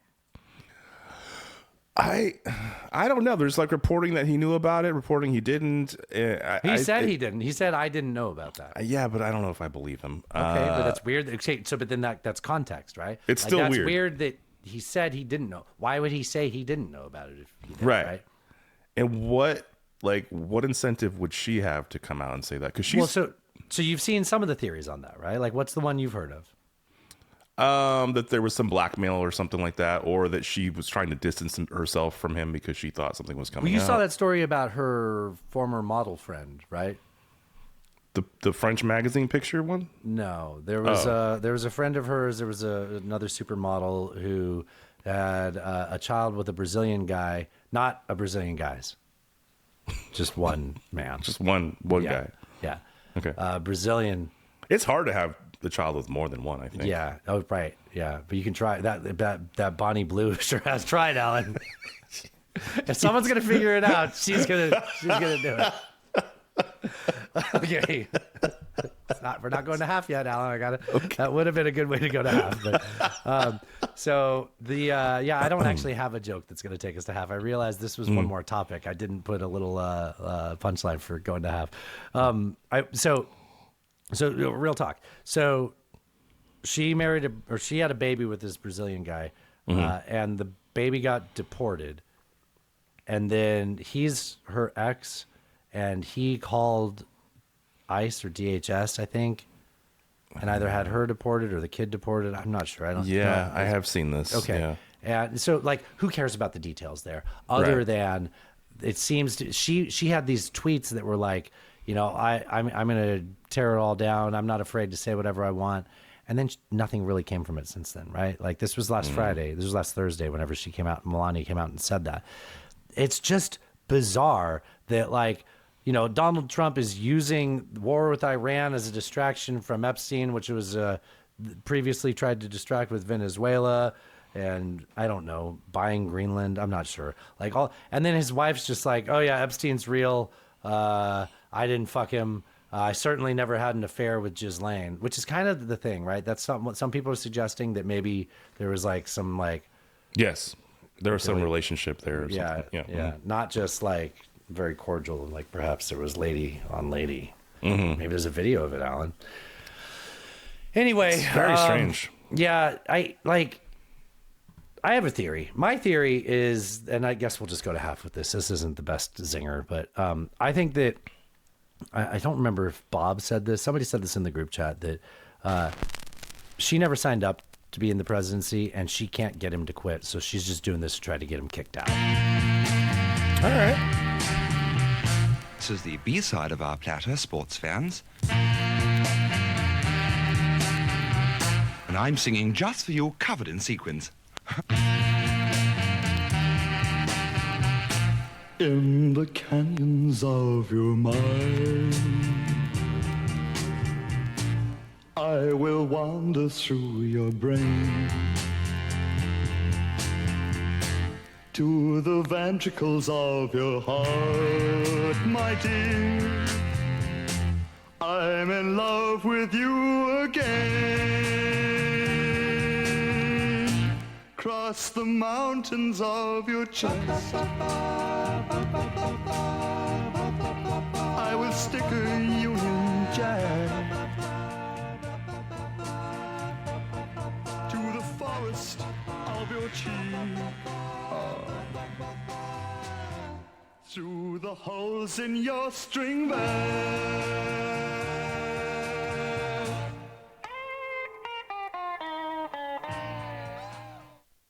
You're back fast, buddy. Pinched it off. Nice. I used the bed. Wait, was that in the show? That was the hidden track. Never mind. Everyone's gonna think I pee in the bed. I don't pee in the bed. I haven't done that in a long time. That's good. I haven't done that. I've never done that. I've never peed the bed. Oh, okay. Yeah. When I first moved into the apartment with Brewer, I woke up in the middle of the night and I put on my girlfriend's pants, and which came up not all the way apparently. And then I walked into, I was new. I'd only been at the house for a couple of days. You weren't acclimated yet. I didn't know where the bathroom was while I was sleepwalking. Sure. And I walked into Brewer's room and started peeing on his rug in the middle of the room. And Brewer You were a rug peer? Yeah, and Brewer woke up to this and turns and he's like, "What are you doing, buddy?" And that's how he says it. And then I turned and looked at him because he interrupted. And I just, my whole body turned. I was like, "Huh?" And then I peed onto the bed. He's like, "Oh, gross." No. And he's like, "I'm out of here." And then apparently when I was done, I crawled into the bed. With him? No, he was out of there. Oh, okay. You don't lay in the bed while someone pees in Right, your bed. right. So I had to. Your mic got weird. You were I a had rug to peer. go to. Luckily, it was like right across. So this was when I lived in Vallejo, right off. Was it the 880 or the 780 that goes through there? 780. 780 at the Georgia exit. There's a Save-On across the street, cat corner from where our house was, and so I was able to just walk over there and rent one of those carpet cleaners. I just like used it on the bed, on the mattress. I used it on the carpet. That's very funny. Yeah, it was terrible. Dustin the rug peer. I didn't know. Only once. Only once. You did throw up on my throw cushions once. Your wife did not like that. No, she was very upset. Yeah, she was right. Nobody would like that. I haven't done things like that in a long time, though. But we're going to go up to the Kentucky Derby, so we'll see. I've been worried about that. Like, I have a few beers and I have like a slight hangover, and it makes me feel like shit. Like, I'm afraid of having a hangover at the Derby. Okay. I think we're going to drink a lot, though, and we'll just drink some water. We'll get you some Advil. You'll be all right. I don't know, man. I get these like, it hurts, And then it could makes smoke my neck a little. hurt. Could smoke I could a little. do that. Yeah. It's probably going to be hot, right? May in Kentucky. Like, I imagine it's going to be. I'd imagine it's probably going to be bug bites. Yeah, it'll be debaucherous and disgusting. We're going to need to consume large amounts of alcohol to survive. Yeah, just to be safe. Yeah. Yeah. I intended to come back with a different story for you. Can I paint a picture for you? Please. Well, I need a cum rag. I hope not. They're going to wish you didn't say that. Okay. All right. I'm going to need you to settle down for this. All right. Okay. Don't you have a seat over there? Yeah. There are more pictures of Jeffrey Epstein and Donald Trump together than there are of me and my dad. Oh. And that kind of hurts, but not as bad as you'd think, right? Like, we're talking about pre-cell phone era, right? Sure. So, like, any time that somebody took a picture of you, it was like a big deal. There was film processing involved. Mm-hmm. It was more of the idea of, let's document this moment. We're both in the same place at the same time. So, like, sure, Donald Trump is a celebrity, but, like, this guy's just the New York financier, Jeffrey Epstein. Right. It's not like they're best. They're obviously best friends. They were obviously friends. So, like, in a pre-cell phone era, for every one film picture you would actually see of Trump and Epstein together, you need to multiply that times like 1,000 to equal like today's like digital photography. 100%. You know what I mean? Yeah. So the fact that there's as many as there are, just imagine if there was like 1,000 more. That would be what it was like if it was during like digital photography, right? Right. So many more things, right? So many like just there would be pictures of the Bubba story, right? That wouldn't even be and they'd be in the cloud, right? Right. There'd be way more cock pictures of these guys. I'm talking like none of the least savory things of the story, but just like them boys being boys hanging out at the island, right? Like Bill, they're all taking pictures. They'd be taking cock pictures, putting them up on the cloud, like sending them left and right, just pranking each other with it, right? Like if these guys were the age they were in the 90s, in like 2010 with like iPhones, right? If somebody fell asleep, they'd be like nuts on their face. Yeah, exactly. Yeah. Imagine if they went through like the Deadspin era where people were like sending in the photos to Deadspin to like, try to get them canceled and stuff. Like, right. And instead we got Lindsey Graham and Kristi Noem's husband's tits. It's disappointing. MAGA scandals fucking suck. Like, bring back Democrats and their scandals. The Kennedy brothers fucking Marilyn brother fucking, right? Like, just that's a good scandal. Blowjob scandals. But instead, we get Bobart with Beetlejuice handies, and you only get half credit for that because that was at a theater, and we all know theater's a little, sometimes it's better not saying it, But what I mean is it's a little inappropriate, right? You don't want to do that's a home theater thing. You don't give a handy at a public theater. Although, I mean, Handies don't really count. Let's be honest. Like, they don't really count. I hate to be a stickler for this, Alan, but there was probably kids there, and I think that is okay. This is a family show. Okay. I'm sorry, All okay? right. But like you don't even get credit for the scandal because you're being a creep in a fucking theater, right? Yeah, okay. I hadn't At least Pee Wee Herman had the decency to go to a porn theater to do it, Right. You had to get ID'd to go. Remember that was the police report said he was manipulating his penis? Oh, I'm going to talk you into it. Manipulating. All right. Indeed. Well, that felt good to get that off my chest. Mm. Speaking of getting things off your chest, you go see the Christy Nolan's husband. Well played, Alan. I was thinking more along the lines of a confessional, which step into that small processional there, the man who's got religion will let you tell you if your sins are Vatican original. rag. Yeah, that's it. So on Orthodox Easter, which was this last weekend, Trump decided to attack the Pope. Yeah. So he attacks the Pope politically. I think everybody knows about this. We'll get into it more details, but just let's assume people know what we're talking about. So he attacks the Pope politically.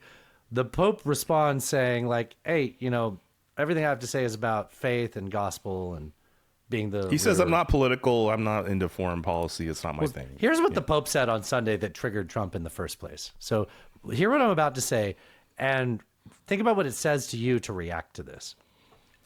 Enough of the idolatry or enough of the idolatry of self and money, enough of the display of power, enough of war. True strength is shown in serving life. Like, what does that say about you to hear that and be like, he's talking about me and I need to go call him a soft on crime? The president said he's soft on crime. And so Trump says in response to that, I don't want a pope who thinks it's terrible for America. Dude, I have a quote. I had to look this up and make sure that I wasn't hearing somebody paraphrase this. So I had to verify. I copied and pasted this. I don't want a pope who thinks it's terrible that America attacked Venezuela. Do you think he still thinks the Pope is from South America? I think he knows he's from Chicago and he hates that he's a more famous, more popular American than him. The Pope is more popular than Trump in America, and he crosses religious and political lines. Yeah. Well, I imagine if you polled for everybody, there's probably a lot of people more popular than Trump. I'm not even Catholic. Like, no, I'm just not saying, either. like, we're talking about world leaders, right? Right. Yeah. Right. Neither is Zoya, and she's also upset about it. One of the Iranians was like, nobody should be talking about the prophet Jesus in the way that Trump has been. Like, the True Social post that he put out is let's get to that. So big. So big. Oh, somebody caught that. So let's talk about that. So this is the first thing we're going to see on this is JD Vance reacting to it. Everybody's seen this. Catholic, I believe, JD Vance. Converted. Right? Yes. You want to talk about this? We'll talk about this now. Convert adult Catholics are fucking weird. I love some of them. I know some of them. But you guys know you're weird. Yeah, I got a phrase for that. They're Warhammer Catholics. They're Warhammer Catholics. Warhammer Catholics. Yes, they're people like the Crusades were awesome. Right. Yes, Catholic. But people, everybody who I know who's a Catholic that was like, they call it cradle Catholics. People who were born and raised in Catholicism. They're like, look, religion is fake. I'm gonna go to heaven when I die. None of this is real. Like, it's conflicting. There's this like hate for what they grew up with. They're like, all of these people are terrible people, but it's the religion of my family. Right. Like, even you talk to like a priest, a Catholic priest, they'll still be like, yeah, sure, none of this is real. God's the only God. Everybody else is fake. Like, those are Catholics. People that are like the JD Vances of the world are like, this is militant Catholic, and we have blood for the blood god, and they're just they're I weird, think you're man. right. They're fucking weird, and God bless every one of you that likes us. Like, if you're here, you're that's not a deal breaker for you. Yeah, I can tell you that I think that you people in general are weird. You are probably exceptional, and that's why you're here. Yeah, but have you listened to the rest is history thing about the Ku Klux Klan? No, it is not. It doesn't. I don't feel like I wanted to get into it.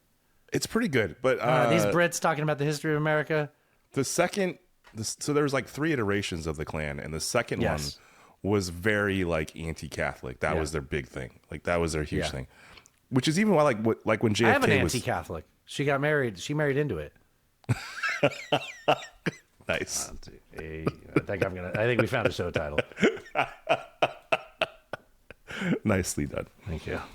Mm-hmm. Did I cut you off? Hey, I just noticed I'm drinking out of my Hungarian mug. I got my Vizsla. Oh, it's a Vizsla. Yeah, I have a little Vizsla. Isn't that my Petra girl right there?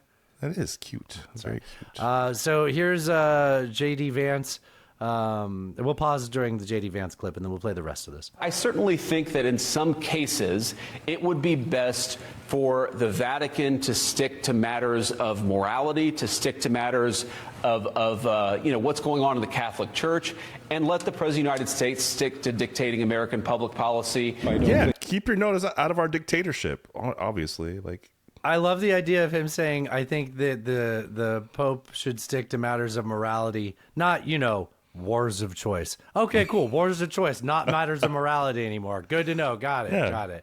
Yeah. Not fucking couches, definitely. Yeah. No, well, that's fine. That's a victimless crime, Alan. Oh, I mean, as long true. as it's your couch, right? As long as it's not your better not be a roommate's boy couch. This better not be one of those. What are the ones? What do they call the ones where you can like move it around? Oh, the daybed. No, like a sectional or something. But it's like it's a. Oh. Anyways, it can't be one of those ones that can be one way and then it's another one later on. And yeah. We're not into trans couches, okay, Alan? That's what I'm getting at. You get it? I get to dictating American public policy. I don't think that the message of the gospel is meant to be abused in the way that some people are doing. And I will continue to speak out loud against war, looking to promote peace. Pope Leo said things that are wrong. There's nothing to apologize for. He's wrong. I'm not a big fan of Pope Leo. He's a very liberal person. I don't think he's doing a very good job. He's a very liberal person. I don't think he's doing a very good job. They love him in Italy, like despite being an American at a time where it's not necessarily popular, right? Like, yeah, they when I was in Italy, Alan, I don't know if you know about this, but I went to. Oh, I heard this. Yeah. Even though he's soft on crime, he's soft on crime. Yeah, he's weak on crime. And he said, I guess he likes crime. I wrote this one down too. Hold on. I guess he likes crime. I guess is what Trump said. He likes crime. I guess. Like he's the mayor of New York City or something. I don't. What does he? And then this is the image, right? So this was the image posted on Sunday, which is You tell me that. So obviously, this is Trump dressed up like Jesus. Yes. On Orthodox Easter, and it looks like he's like healing Jeffrey Epstein. And this is the week after regular. Yeah. It looks like he's healing Jeffrey Epstein. It does. Although Jon Stewart thought it looked like him, but yeah, I understand. And this is the week after regular Easter where he said he was going to eradicate civilization. Okay. I see it. Yes. Did I step on another one? No, you just didn't acknowledge that I said it looks like he's healing his best friend who he molests kids with and has this whole fucking scandal about. And you're like, yeah, Jon Stewart said it looked like him. Good point. I'm glad. You know what? Why would anybody want to hear my one or hear any kind of response to that? We can hear what Jon Stewart said on our show. Fucking hell. I don't think you. I'll just wait for another punchline. I don't think you appreciated the battle axe as much as you should have. I don't think so either. Yeah. Love you, buddy. Which leads us to the best part of all of this, right? Like, yes. So Trump's response to this was just the best. The man who is famously great at identifying items in a cognitive exam is like, "Oh, Jesus? No way, Jesus." I did post it, and I thought it was me as the doctor. Yeah, I thought person, woman, man, camera, me as a doctor. Oh, Jesus! They need to update this fucking cognitive exam. Like. Stat, right? Yeah.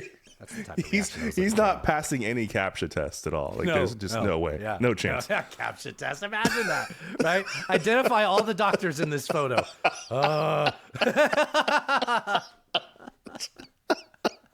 There's a guy with like the old like surgeon light, right? Like nothing. No, I don't know. Guy with the stethoscope. I don't know. I don't see anything. No doctors here. There's one priest in the corner. Click. He keeps failing it. Oh man, person, woman, man, camera, doctor. It's good stuff. Pretty good title too. Can we look? Let's look at this picture again. So let's. It does kind of look like Jon Stewart, I gotta say. Yeah. What's that? Oh. What's that look like to you? I don't know, something like a Decepticon, maybe. It does, right? It's or something that like Warhammer Catholics would be into, right? Right. Can I present you a picture and you can tell me if you think that it looks like this? Hold on. Is this going to work without me fucking up the other page? Okay. Does it look like that? Oh. Is that Baal? A little bit. Ball. Yeah. Ball. Yeah. Ball. So you can tell it's Ball because it's holding the baby that's going to sacrifice, right? Right. Yeah, and let's go back. So we got the horns. Does look a little bit like Does look a little like Ball. Yeah. Oh, that's freaky. Yeah. I mean, at best, Decepticon, right? Like what's the one that turns into a jet? It looks like the one that turns into a jet. Starscream? And the wings, Starscream. It looks like Starscream. Yeah. Good answer. Good pull. You could give me Starscream, but you can't be like, oh yeah, him and Jeffrey Epstein. Jerk. I don't know, man. Like, I don't really care. But the people that are supposed to love him probably shouldn't like him dressing up like Jesus and having imagery. No. Not caring that there's like, pagan imagery in the background, right? I don't know how a Christian nationalist looks at this and doesn't just be like, okay. If they're Protestants, they don't care because you're making fun of Catholics. And I think a lot of the Christian nationalists are evangelicals, and they don't necessarily respect the Pope. This goes back to the Ku Klux Klan second iteration. Okay. Yeah. I'll listen to it then. You were saying more about it. Auntie Catholic, and then I made you laugh. Yeah, no. So because where they were was mostly a place where there weren't actually very many black people or Jewish people. And so their big thing was just like, well, we hate Catholics. And so that was like their major sort of mission. They were super anti-Catholic. At that time, were a lot of the Catholics here Irish, or was it Irish and Italians too? It was mostly Italians, I think. It was Italians. So they were brown. They didn't like the Italians. Yes, because they were brown. That's back when Italians were brown. Right. Yeah. So I don't know. It's very interesting because so there was the Klan after immediately after the Civil War, and then 80 years later, and then the more recent one. The more recent one is almost like just it really didn't do that much as a political entity, but the second David one, Duke, right? Like, right, yeah. Everybody says David Duke, but he's not really that much of a powerful character. But and his problem was he would not go far enough to make the right happy, and he the people that wanted him, he didn't go far enough, and he wasn't bad enough for the left to really go crazy over him. Yeah, so the second iteration actually did a lot of stuff and that's the famous Klan. They actually had a lot of political power. Like they had senators and governors. Is this Reconstruction era? Is that what we're thinking of? Yeah. Okay. Yeah. So they had quite a lot of power, and then they lost it all kind of based on corruption within their organization. But yeah, they were mostly just anti-Catholic, which is so weird to think about. Like that was a thing. I remember hearing about people not trusting JFK because he was Catholic, and I just always thought that was weird. That's the other. Well, that's the other thing. Okay, hold on. So I thought about this when I was talking about Warhammer Catholics. They all go think of anybody who's an adult convert, right? Mm-hmm. 9 times out of 10, they're like Italian Roman Catholics, right? Like I know Roman Catholics, but they're iconography and the Mamma Mia, Santa Maria. Sure. That's that's fun Catholic. That's like a passion Catholic. That's like I love God, and there's nobody is converting to Irish Catholic. Just like life sucks, it's hell, and when we die, it'll probably be rainy in heaven. Like it's true. Like nobody's converting. Like I'm thinking of one person that I know who might be that, and I don't even know if they are. We both. What's Mel Gibson? Is Mel Gibson? I don't know. Australian Catholic. But he got into the weird stuff. He got into well, if he's Australian Catholic, then I'm going to go with Greek Orthodox because there's a high Greek concentration in that area. But I also don't remember how Australian he actually is. I think he was just born there. I don't remember his story. I don't either. Yeah. Good question, though. I'm going to go with Australian Catholic. Anyway, nothing but love for anybody in the show that has their faith. I'm just having a little bit of fun with you guys. Of course. And we can all agree Warhammer Catholic it's intuitive and makes sense. You know what I'm talking about when I fucking say I know exactly what you're talking about. There was a phrase that Stalin said where, actually, I'm getting ahead of myself. I have a couple of notes that I wanted to make sure I got to. So in the process of all of this, Trump's making the Catholics in his organization, right? So he has administration, right? So you mentioned before, like the evangelicals. So there's Hegseth, right? Right. Which oddly has a crusade tattoo on him, but okay. And okay, all right. And then you have Catholics, Vance and Rubio in there, right? Mm-hmm. And he's making the Catholics in his administration look like idiots at the time that those people are best positioned to like have continuation of his form of government. Those would be his sort of heir apparents, yes. As he's about to become a lame duck after the midterms, Right. if he really wanted this movement to move forward with the people that he's picked to be in his administration, but I don't think he wants to. I think he's pitting those two heirs against each other so that they'll knock each other out of the way and he can appoint one of his sons or somebody else close to him into that position. Yeah. Just write that down. That's a thing. That's going to be a thing. Yeah, I mean, authoritarian leaders rarely have a succession plan. But if he has one in mind, none of the people that are around him right now does he actually think. They're all, it's always transactional with them, right? Yeah, it's Don Jr. Right? Or somebody like that, if it's anybody. Yeah, it's not Kush. I believe the people that have told me that he doesn't have, that he doesn't really trust Kush, which is why he sends them to do these negotiations. He doesn't fucking care if they get resolved, right? He wanted to go to war. He sends him in Vance because he doesn't give a fuck about it. Right? Exactly. Yes. Yeah. Something I did want to say. There was a quote from Stalin, where this is a famous quote. You probably remember it. If you don't remember it, you'll remember when I say it. Where Stalin said to Churchill, "The Pope, how many divisions has he got?" And Pope Pius XII allegedly said when he heard about it in response, "You may tell my son Joseph that he will meet my divisions in heaven." It's a good pull. It's a good That's line. pretty good. Yeah. I like that he called him by his first name too. That's nice. Yeah. That's very So a lot. With his made up last name, just like Trump has a made up last name. Isn't that interesting? It is. So people are giving the Pope a lot of shit for going to a Muslim country. He's visiting Algeria, which I always have to pause and not say Albania. I don't know why. Very different places. I know. Okay. It would have made sense if he was going to Albania. That would have made more sense. Yeah, it was right there too, right? It's just right across the Adriatic. We'll go with that. Sure. Yeah. Sure. So people are giving him a hard time for going to Algeria, which is a mostly Muslim country. Very small percentage of the population is Catholic. Let's stop looking at that picture of Trump, shall we? Yeah. Fuck. Look at a zebra's dick. That's better. That's better. It's only a cartoon penis, Alan. So a couple thoughts on that. I decided to look into that when I heard people complaining about that. So first of all, this is the first leg of his tour of Africa. He's going to Cameroon, Angola, and Equatorial Guinea, again, which I can't believe I'm allowed to say. And if I don't know if you know this, but 1/5 of the world's Catholics live in Africa, and it's a growing population. I did know that. Yeah. So it's very significant. He's been there. This is his first time visiting Algeria, and it's the home of Saint Augustine.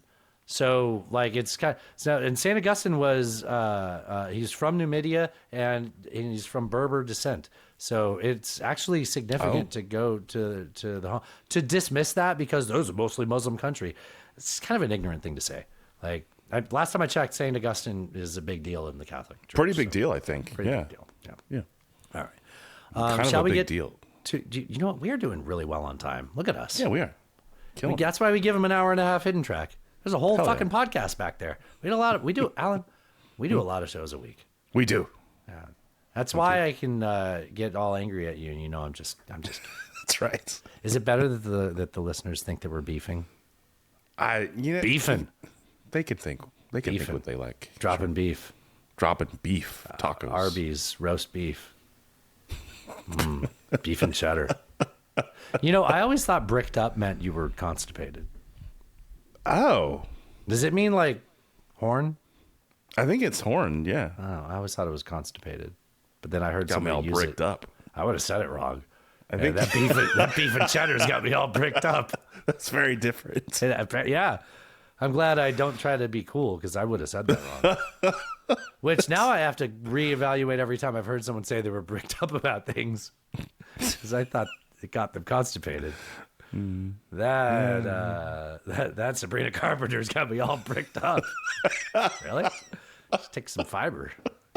It's a Metamucil in your diet. Well, that's a me espresso ought to help move that right through you. You know? Yeah, of course. So to speak. So to speak. All right. Can we get to some of the Trump cult? I've got some great Trump cult clips. These are really good. I'm glad we have time for it. We actually have time to get to all of them today. Sweet. So I tried to log in. Hold on, I got to do this again without logging in. Loginitas. Come on, Alan. There it is. Share this tab. This is Lindsey Graham. And don't I have a Lindsey Graham clip? I think I do. Yeah, more than one, I think. Yeah, but don't I have opposition? Lord have mercy, I'm about to bust. We're gonna blow the hell out of these people. Yeah, I got some Lindsey Graham for you there. Here's Lindsey Graham in 2018, literally predicting this month. You could be the Pope and criticize him. It doesn't matter. He'll go after the Pope.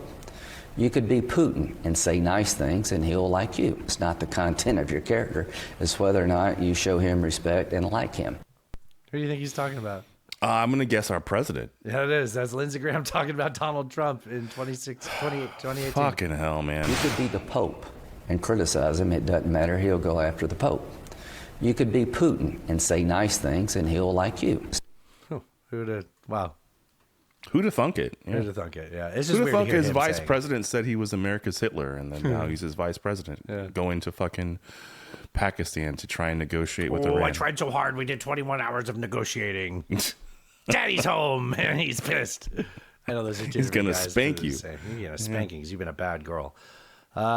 This one's really fun. So, have you ever noticed Bob Seska is really good at pointing out some like weird idiosyncrasies of how Trump talks, and he has a pattern of struggling with things that are related to water. Have you noticed this? So think about like the whole sharks and the boats. I was and the thinking electric, sharks.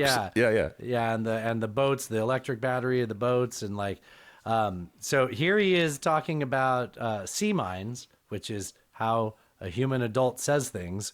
So he's talking about how the Strait of Hormuz might be mined, right? Okay. Yeah. Mines, you call them water mines? Oh, hold on, okay. You call them water mines. All right. In the boat. Water mines, you call them water mines in the boat? We don't. Nobody does that. Nobody calls them water mines. Water mines, you call them water mines in the boat? We've defeated all of their water boats, too. Their Navy is gone. They're water boats, Alan. They're land trucks. Their Navy is gone. All of their water boats, too. Their Navy is gone 158 ships. They have 28 water droppers, mine droppers, they call them. Water droppers. 25th Amendment, this guy. Like, he's hurting you. Like, at this point, why would any of our adversaries want to see him lose power? Like, the best thing that could happen to them is he stays in office. Droppers, they call them. All of them, mine droppers, they call them. All of them are sunk. They probably have a couple of mines in the water. We have mine sweepers out there. We're sweeping the strait. In addition to that, we're negotiating whether we make a deal or not. Makes no difference to me. Water mines, you call them water mines in the... No, we don't call them that. Don't tell me that we call them that. So if you don't recall, this was during Hurricane Florence. And this is my favorite thing with him regarding water. And we do not play this enough on the show. Florence, this is a tough hurricane. One of the wettest we've ever seen from the standpoint of water. One of the wettest we've ever seen from the standpoint of water. From the standpoint of water. One of the wettest we've ever seen. From the standpoint of water. Right, from the standpoint of water. So if you look at it from the perspective of wetness and H2O, this is one of the wettest we've ever seen. One of the wettest. Some have been wetter from the standpoint of water. Hurricane. One of the wettest we've ever seen from the standpoint of water. This fucking guy, dude. It's important that you look at it from the water's perspective to understand how wet it is. This is from 2018, dude. Damn. Yeah, he's been crazy for a long time, man. So it would seem. Here's Mark Rutte. You were talking about Daddy earlier, right? Uh-huh. Yeah. So why don't you refresh? Alan, I do a lot. The head of NATO. Uh-huh. And what's the daddy thing with him? Oh, he called Trump daddy at some point. Yes. Yeah. This is like going back like a year ago now, or maybe it was It's been a while. 6 months. Yeah. It's been a while. but he said something like, "Daddy, he's my daddy." That's Trump, but so they were asking him about it at the Ronald Reagan Institute. Do you still consider him daddy after yesterday? Well, on the daddy thing, this is. He's like, let me explain. It's not that I think he's my father. I swear to God. Okay. He's like, it does not literally mean father. It's like, okay, well, there's only one other. Well, hold on now then. If you didn't mean that, the only other way that people use that is sexual. So, Right. please don't say that's not what it is. There's a language problem. What happened is the following. I have to explain to you because it follows me a little bit. I can assure you. No, we had a sort of pre-summit meeting. These guys talk so fucking weird, man. He's saying there's a loss in translation. Uh-huh. The President and I in June in The Hague. And he had been very angry that day with Iran and with Israel. This was in June last year. And in Dutch you would say, hey, the translation of your father is daddy. And I said, hey, yeah, sometimes daddy has to be angry. So I was not... Daddy's home and he's pissed and you got to get a spanking because you've been a bad girl. calling him my daddy, but... He explains. Daddy has to be angry. So I was not calling him my daddy, but saying... But of course, daddy has also a special connotation. And I now have to live with this the rest of my life. And I own it. And the president owns it because he brought out T-shirts. He made a movie, Daddy is Home, and he returned to the United States. This was so funny. Does he not, maybe he's not aware that that's actually a Will Ferrell and Mark Wahlberg movie. I'm not sure. This is why I like him so much. But hey, you make mistakes. And this is when you are not a native speaker. So do you know, I don't know if NATO would be in worse shape if he wasn't such an ass kisser. Like, Oh, no, I think he's perfect currently for the role. Like, I hate it, though, because Yeah, I would like I hate to see it him too, have but I more don't- of a spine, right? Yeah, but I think it would just be worse. Like I guess so. Like, we really would have left, right? Like, he just gets in there and just like... Yeah, he's got to get those Gavin Newsom knee pads, right? I So let's follow that one up of saying, Daddy, with now Todd Blanche, Alan. Now remind everybody who Todd Blanche is. Oh, Todd Blanche is Todd Blanche now the acting attorney general? Yeah, that's what I'm skipping through. The first 45 seconds of this clip, it was kind of like Pam's still in charge, and Pam, I'm the attorney general, but Pam hasn't been kicked out the door yet. She's walking around. She's showing me where, where the water cooler is. Yeah, and, exactly. Yeah, so Pam Bondi's getting kicked out, and he's supposed to take over. He's a former Trump personal lawyer, however. Yes, Trump's personal lawyer, Todd Blanche, who was like, you can sort of look past that when he's the acting attorney general, but when you fire the attorney general and promote Todd Blanche into the position, that's a little weird. Not for this administration, really, Not honestly. at all for this yeah. administration, But they asked him, they said, like, are you going to be the attorney general forever, or are you just going to remain acting attorney general for a time period? And here is what Todd Blanche had to say about that. I think she remains the same, and I expect that will continue. As to whether or not I want this job, I did not ask for this job. I love working for President Trump. It's the greatest honor of a lifetime. And if President Trump chooses to keep me as acting, that's an honor. If he chooses to nominate me, that's an honor.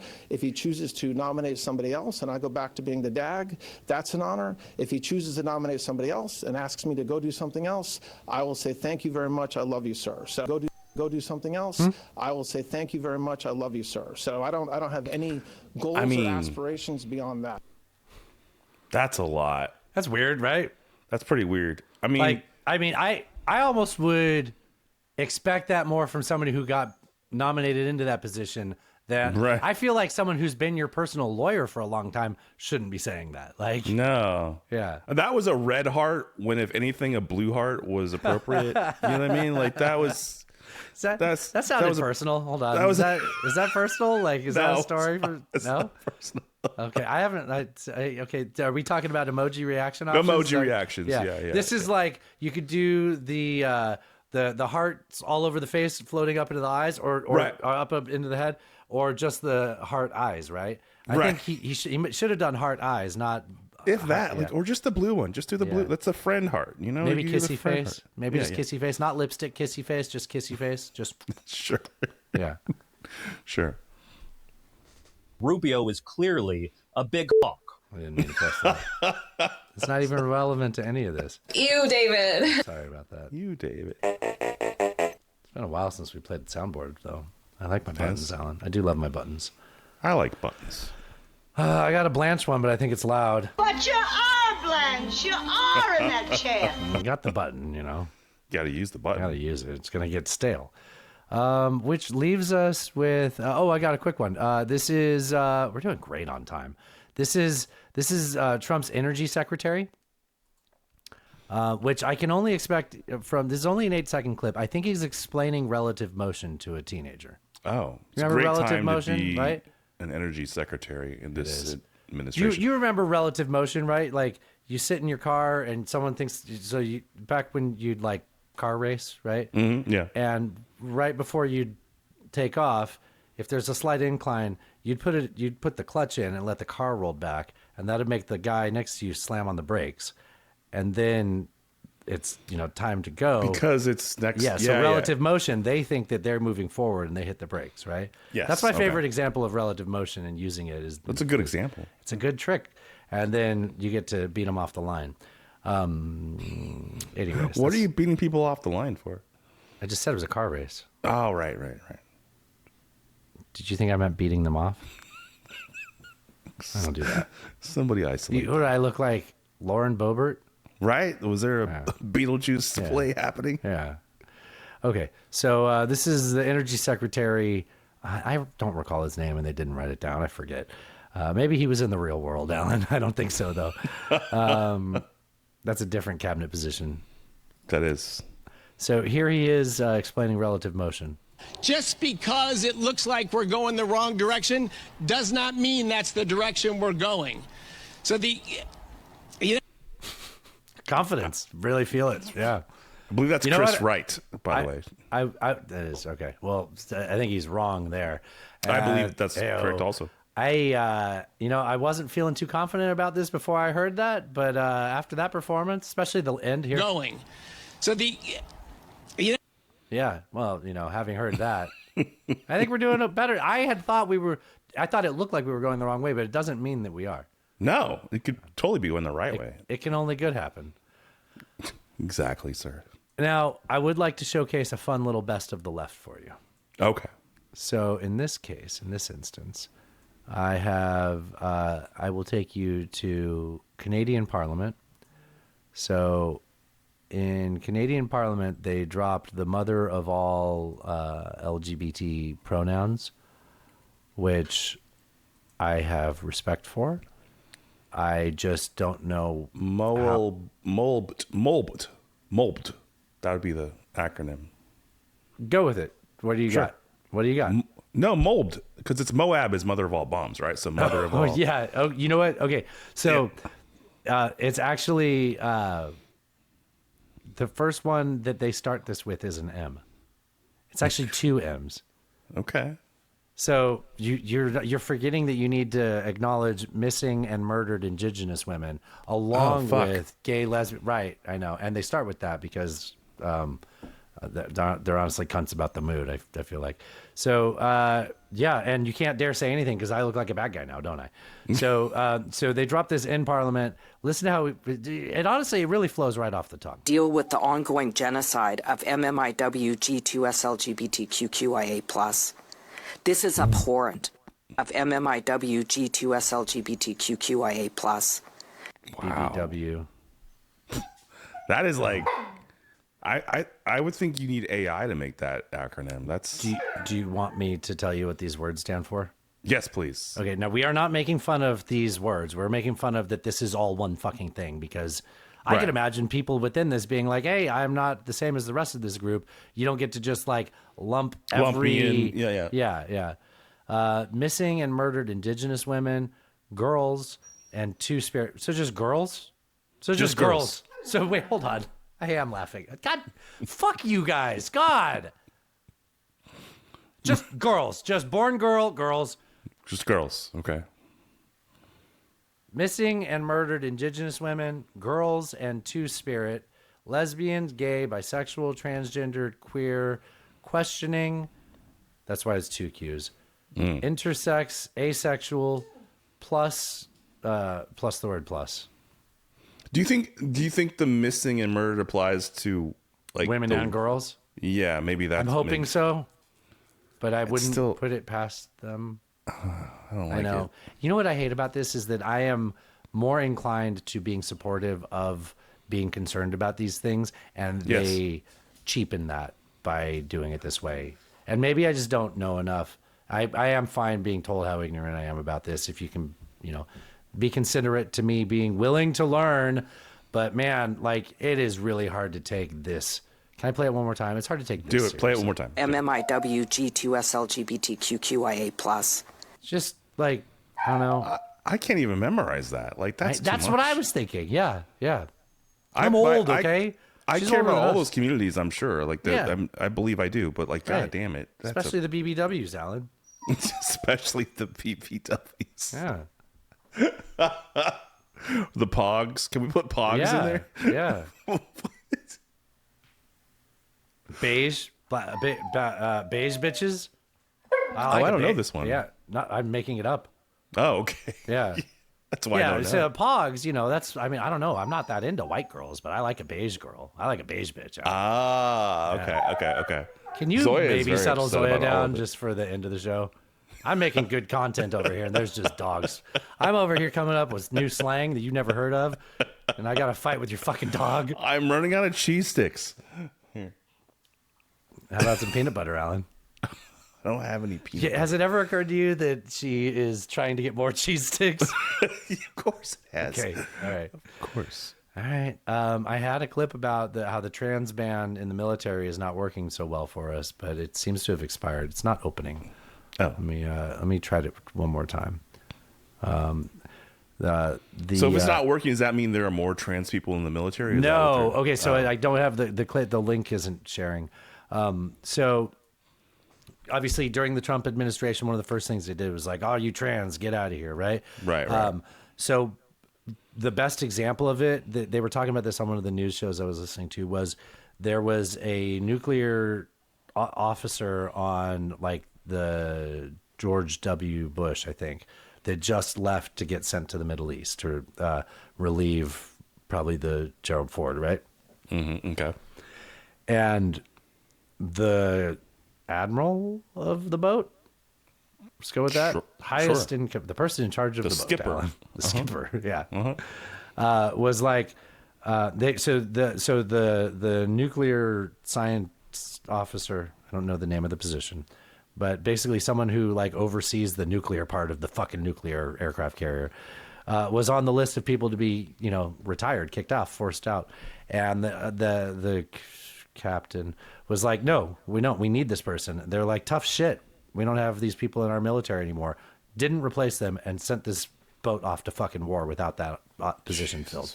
It can only good happen. Yeah, what could possibly go wrong? I'm sure it's gonna be great. Nothing good can happen. It can only bad happen. So like literally, we're trying to, and it's just like, for what? Like, for fucking what? So stupid. It is.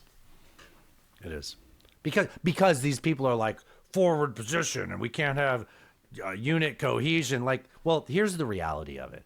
Like, can you get your fucking head out of your ass and stop like cosplaying as someone that's in charge of this stuff and actually look at the reality of it and what it's like to have a human being be a part of a modern military?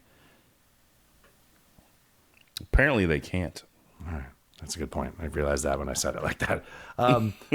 Well, which leaves us with just one thing to check in on, Alan. Oh! Let's see if they've updated the Media Offender of the Week page. Capitol attack. God damn it. Brian Cole Jr., Nope. a 30-year-old white man from the D.C. suburbs, is charged with transporting an explosive device. You get it, white? He's not white. Alan, he's not white. He's a black guy. Oh, is that the thing? I hadn't noticed that part. It's not even beige. He's not. He's Not even a beige bitch. Yeah. When I say beige, I'm thinking like, someone with like an olive complexion. Do you get? Oh, I see. Yeah. What do you think beige would have meant, right? I hadn't really. It's like white is very white. White is like Irish white, right? Or goth. Right. Yeah. Okay, now I'm back on board. But you know what? You can be goth with the olive complexion too. You can. Just check out old fishnets across the hall. Actually, Alan, you don't get to, okay? No. No. Oh, fishnets. Jesus. She's going to get so mad. I'm in danger. She's recording a special across the hall. Yeah. Yeah. Oh, fishnets. I can't call the show that. No, I think Auntie Catholic is too good. Auntie Catholic. If we had nothing though, that was good enough. Like that was good. If we had nothing, but yeah, the consequences would have been something. But you know, consequences. Oh man, yeah. If I would have said that, Alan, You lying bunch of whoa. consequences will never be the same. Yeah. Never You, be the same. Dustin. Yeah. Be in a lot of trouble. Well, speaking of my wife. Yes. I wrote a joke to end the show. Oh, okay. Do tell. And I just never learn. Well, I wrote it. Gotta read it. Yeah. Alan, you ever heard of gaslighting? I have. You have a good definition of gaslighting? It's when somebody makes you think you're crazy. Yeah, or it makes you like question your reality, right? Yeah. Convince you that you're a reality. Yeah. I've been trying to convince my wife that whoever smelt it, dealt it, is the definition of gaslighting. How's that going? Working on it. Okay. She'll cave. Yeah. You get it, right? Like it's a meta joke, Alan. Sorry, Jeff. Maybe it didn't have a punchline for you. That's always there in my pocket. If a joke doesn't go over well, I just attack Jeff. Anyways, Alan, if you'd like to support this fine program, head on over to nonetaken.horse. It's a real website. And we'll be back tomorrow with some more dumb bullshit. This concludes Hell yeah. podcast day. Have fun storming the castle. Jeeves, bring me the battery acid. It's not for women. When a guy's banging you, Don't let me in his damn house. oh, how about that? Come in the name of peace. LMFAO. So what in the world is this? Trump's pee-pee. Why would you say something that stupid? I come without explanations or solutions. I'm a very sexy lady, cat turd. I will not suffer this harlot. How great! An anti-American Marxist. Ted Cruz, go fuck yourself. Read the news. China is asshole. God bless the United States. Bye-bye. Podcasting. Fucking gets me every time. It does. Back at Linda S, buddy. Cheers. That was fun. Drive safe. Let me stop this. All right.